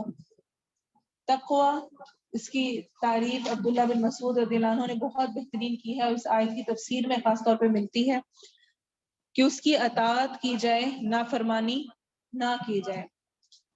نماز پڑھ رہے ہیں تو ساتھ غلط چیزیں نہ دیکھیں، یعنی فرما برداری تو کر رہے ہوتے ہیں لیکن ساتھ نافرمانی بھی کر رہے ہوتے ہیں، تو فرما برداری کی جائے، اطاعت کی جائے، نافرمانی نہ کی جائے، اسے یاد رکھا جائے، بھلایا نہ جائے، اس کا شکر ادا کیا جائے، نہ شکری نہ کی جائے۔ وَاعْتَصِمُوا بِحَبْلِ اللَّهِ جَمِيعًا وَلَا تَفَرَّقُوا، اور سب مل کر اللہ کی رسی کو مضبوطی سے پکڑ لو اور جدا جدا نہ ہو جاؤ، اور اپنے اوپر اللہ کی نعمت یاد کرو، جب تم دشمن تھے تو اس نے تمہارے دلوں کے درمیان الفت ڈال دی، تم اس کی نعمت سے بھائی بھائی بن گئے، اور تم آگ کے گڑھے کے کنارے پر تھے تو اس نے تمہیں بچا لیا۔ اس طرح اللہ تمہارے لیے اپنی آیات کھول کر بیان کرتا ہے تاکہ تم ہدایت پاؤ، اور لازم ہے کہ تمہاری صورت میں ایک ایسی جماعت ہو جو نیکی کی طرف دعوت دیں اور اچھے کام کا حکم دیں اور برائی سے منع کریں، اور یہی لوگ فلاح پانے والے ہیں۔ آپ صلی اللہ علیہ وسلم نے فرمایا تم میں سے جو شخص کوئی برائی دیکھے وہ اسے اپنے ہاتھ سے بدل دے، پھر اگر طاقت نہ رکھے تو اپنی زبان سے، اور اگر پھر بھی طاقت نہ رکھے تو اپنے دل سے اس کو برا جانے، اور یہ ایمان کی سب سے کمزور علامت ہے۔ صحیح مسلم کی روایت۔ تو نیکی کا حکم برائی سے روکنا لیکن حکمت کے ساتھ، ایسا نہیں کہ فتنہ فساد کھڑا کرتے۔ وَلَا تَكُونُوا كَالَّذِينَ تَفَرَّقُوا، اور ان لوگوں کی طرح نہ ہو جاؤ جو الگ الگ ہو گئے اور ایک دوسرے کے خلاف ہو گئے اس کے بعد کہ ان کے پاس واضح احکام آ چکے، اور یہی لوگ ہیں جن کے لیے بہت بڑا عذاب ہے۔ آپ صلی اللہ علیہ وسلم نے فرمایا یہود 71 یا 72 فرقوں میں جدا جدا ہو گئے، اسی طرح نصارہ بھی، اور میری امت 73 فرقوں میں جدا جدا ہو جائے گی۔ اور آپ نے فرمایا سب آگ میں جائیں گے مگر ایک، یعنی کہ صرف ایک گروہ بچے گا۔ پوچھا گیا کون؟ فرمایا جس طریقے پر میں اور میرے اصحاب، میرے صحابی ہیں۔ ترمذی کی صحیح حدیث ہے۔ جس دن کچھ چہرے سفید ہوں گے اور کچھ چہرے سیاہ ہوں گے تو وہ لوگ جن کے چہرے سیاہ ہوں گے کیا تم نے اپنے ایمان کے بعد کفر کیا تو عذاب چکھو اس وجہ سے کہ تم کفر کیا کرتے تھے، اور رہے وہ لوگ جن کے چہرے سفید ہوں گے سو اللہ کی رحمت میں ہوں گے، وہ اس میں ہمیشہ رہنے والے ہیں۔ یہ اللہ کی آیات ہے جو ہم تجھ پر حق کے ساتھ پڑھتے ہیں، اور اللہ جہانوں پر کوئی ظلم نہیں چاہتا، اور اللہ ہی کے لیے جو کچھ آسمانوں میں ہے اور جو کچھ زمین میں ہے، اور اللہ ہی کی طرف تمام معاملات لوٹائے جاتے ہیں۔ تم سب سے بہتر امت چلے آئے ہو جو لوگوں کے لیے نکالی گئی ہے، تم نیکی کا حکم دیتے ہو اور برائی سے منع کرتے ہو اور اللہ پر ایمان رکھتے ہو، اور اگر اہل کتاب ایمان لے آتے تو ان کے لیے بہتر تھا، ان میں سے کچھ مومن ہیں اور ان کے اکثر نافرمان ہیں، اور تمہیں ہرگز نقصان نہیں پہنچائیں گے مگر معمولی تکلیف، اور اگر تم سے لڑیں گے تو تم سے پیٹھیں پھیر جائیں گے، پھر وہ مدد نہیں کیے جائیں گے، ان پر ذلت مسلط کر دی گئی۔ کن کی بات ہو رہی ہے؟ یہود کی، اہل کتاب کی۔ جہاں کہیں وہ پائے جائیں گے مگر اللہ کی پناہ اور لوگوں کی پناہ کے ساتھ، اور وہ اللہ کے بھاری غضب کے ساتھ لوٹے اور ان پر محتاجی مسلط کر دی گئی، اس لیے کہ بے شک وہ اللہ کی آیات کا انکار کرتے تھے اور نبیوں کو کسی حق کے بغیر قتل کرتے تھے، اس لیے کہ انہوں نے نافرمانی کی اور وہ حد سے گزرتے تھے۔ وہ سب برابر نہیں، اہل کتاب میں سے ایک جماعت حق پر قائم ہے جو رات کے اوقات میں اللہ کی آیات کی تلاوت کرتے ہیں اور وہ سجدے کرتے ہیں۔ تو دوبارہ اہل کتاب میں جو اچھے لوگ ہیں ان کا ذکر، اللہ اور یوم آخرت پر ایمان رکھتے ہیں اور نیکی کا حکم دیتے اور برائی سے منع کرتے ہیں اور اچھے کاموں میں ایک دوسرے سے جلدی کرتے ہیں اور یہ لوگ صالحین میں سے ہیں۔ اور وہ جو نیکی بھی کریں گے اس میں ان کی بے قدری ہرگز نہیں کی جائے گی اور اللہ متقی لوگوں کو خوب جاننے والا ہے۔ تو جو نیکی بھی کریں گے چاہے یہود و نصارہ ہیں، اللہ تعالیٰ فرما رہے ہیں کہ ان کی بے قدری نہیں ہوگی۔ حدیث میں آتا ہے صحیح بخاری کی، آپ صلی اللہ علیہ وسلم نے فرمایا 3 آدمیوں کو دوہرا اجر ملے گا، ان میں سے ایک اہل کتاب میں سے وہ شخص ہے جو اپنے نبی پر ایمان لایا اور پھر مجھ پر بھی لایا، تو اسے دوہرا ڈبل ریوارڈ ملے گا۔ دوسرا وہ غلام جو کسی کی ملکیت میں ہے، اللہ کا حق ادا کرتا ہے اور اپنے مالکوں کا بھی، اس کے لیے بھی ڈبل ریوارڈ ہے۔ اور تیسرا وہ آدمی جس نے اپنی لونڈی کو ادب سکھایا اور اچھا ادب سکھایا پھر اسے آزاد کر کے اسے نکاح کر لیا تو اس کے لیے بھی دگنا اجر ہے۔ ان الذين كفروا لا تغني عنهم اموالهم ولا اولادهم من الله شيئا، بے شک وہ لوگ جنہوں نے کفر کیا نہ کبھی ان کے اموال انہیں اللہ سے بچانے میں کچھ کام آئیں گے اور نہ ان کی اولاد، اور وہی لوگ آگ والے ہیں وہ اس میں ہمیشہ رہنے والے ہیں۔ اس کی مثال جو وہ اس دنیا کی زندگی میں خرچ کرتے ہیں اس ہوا کی مثال جیسی ہے جس میں سخت سردی ہے، جیسے لوگوں کی کھیتی کو آ پہنچی، جنہوں نے اپنی جانوں پر ظلم کیا تو اس نے اسے برباد کر دیا، اور اللہ نے ان پر ظلم نہیں کیا اور لیکن وہ خود اپنی جانوں پر ظلم کر رہے ہیں۔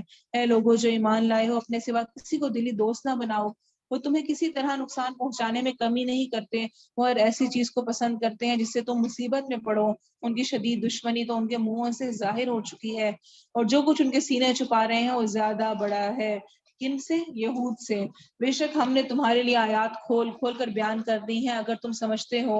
دیکھو تم وہ لوگ ہو کہ تم ان سے محبت رکھتے ہو اور وہ تم سے محبت نہیں رکھتے، اور تم ساری کتاب پر ایمان رکھتے ہو، اور وہ جب تم سے ملتے ہیں تو کہتے ہیں ہم ایمان لائے، اور جب اکیلے ہوتے ہیں تو تم پر غصے سے انگلیوں کی پوریں کاٹ کاٹ کھاتے ہیں۔ کہہ دیجئے اپنے غصے میں مر جاؤ، بے شک اللہ سینوں کی بات کو خوب جاننے والا ہے۔ اگر تمہیں کوئی بھلائی پہنچے تو انہیں بری لگتی ہے، اور اگر تمہیں کوئی تکلیف پہنچے تو اس پر خوش ہوتے ہیں، اور اگر تم صبر کرو اور ڈرتے رہو تو ان کی خفیہ تدبیر تمہیں کچھ نقصان نہیں پہنچائے گی، بے شک اللہ وہ جو کچھ کرتے ہیں اس کا احاطہ کرنے والا ہے۔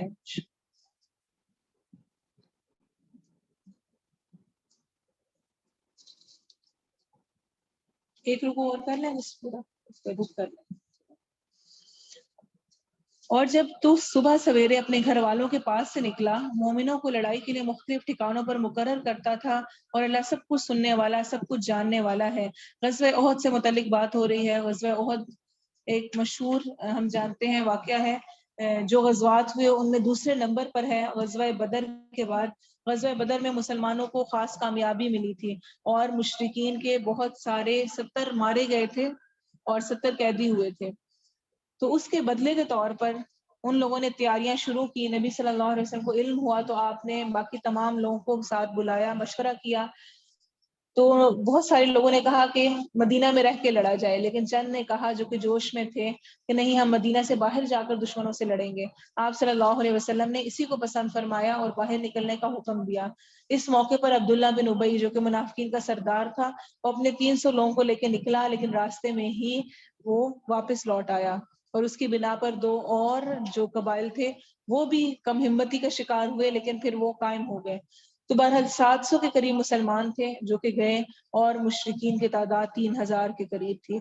اس وقت مسلمانوں کو جس پہاڑی احد کے پہاڑ کے پاس تھے وہاں پر عبداللہ بن جبیر رضی اللہ عنہ کو نبی صلی اللہ علیہ وسلم نے 50 تیر اندازوں کے ساتھ مقرر کیا اور فرمایا تھا کہ چاہے کچھ ہو جائے، یہاں تک کہ حدیث میں آتا ہے کہ پرندے ہمارے جسموں کو نوچ بھی رہے ہوں نا، تم لوگوں نے نیچے نہیں اترنا، اور ہم جیت بھی جائیں اور کفار شکست بھی کھا جائیں تو بھی تم لوگوں نے نیچے نہیں اترنا۔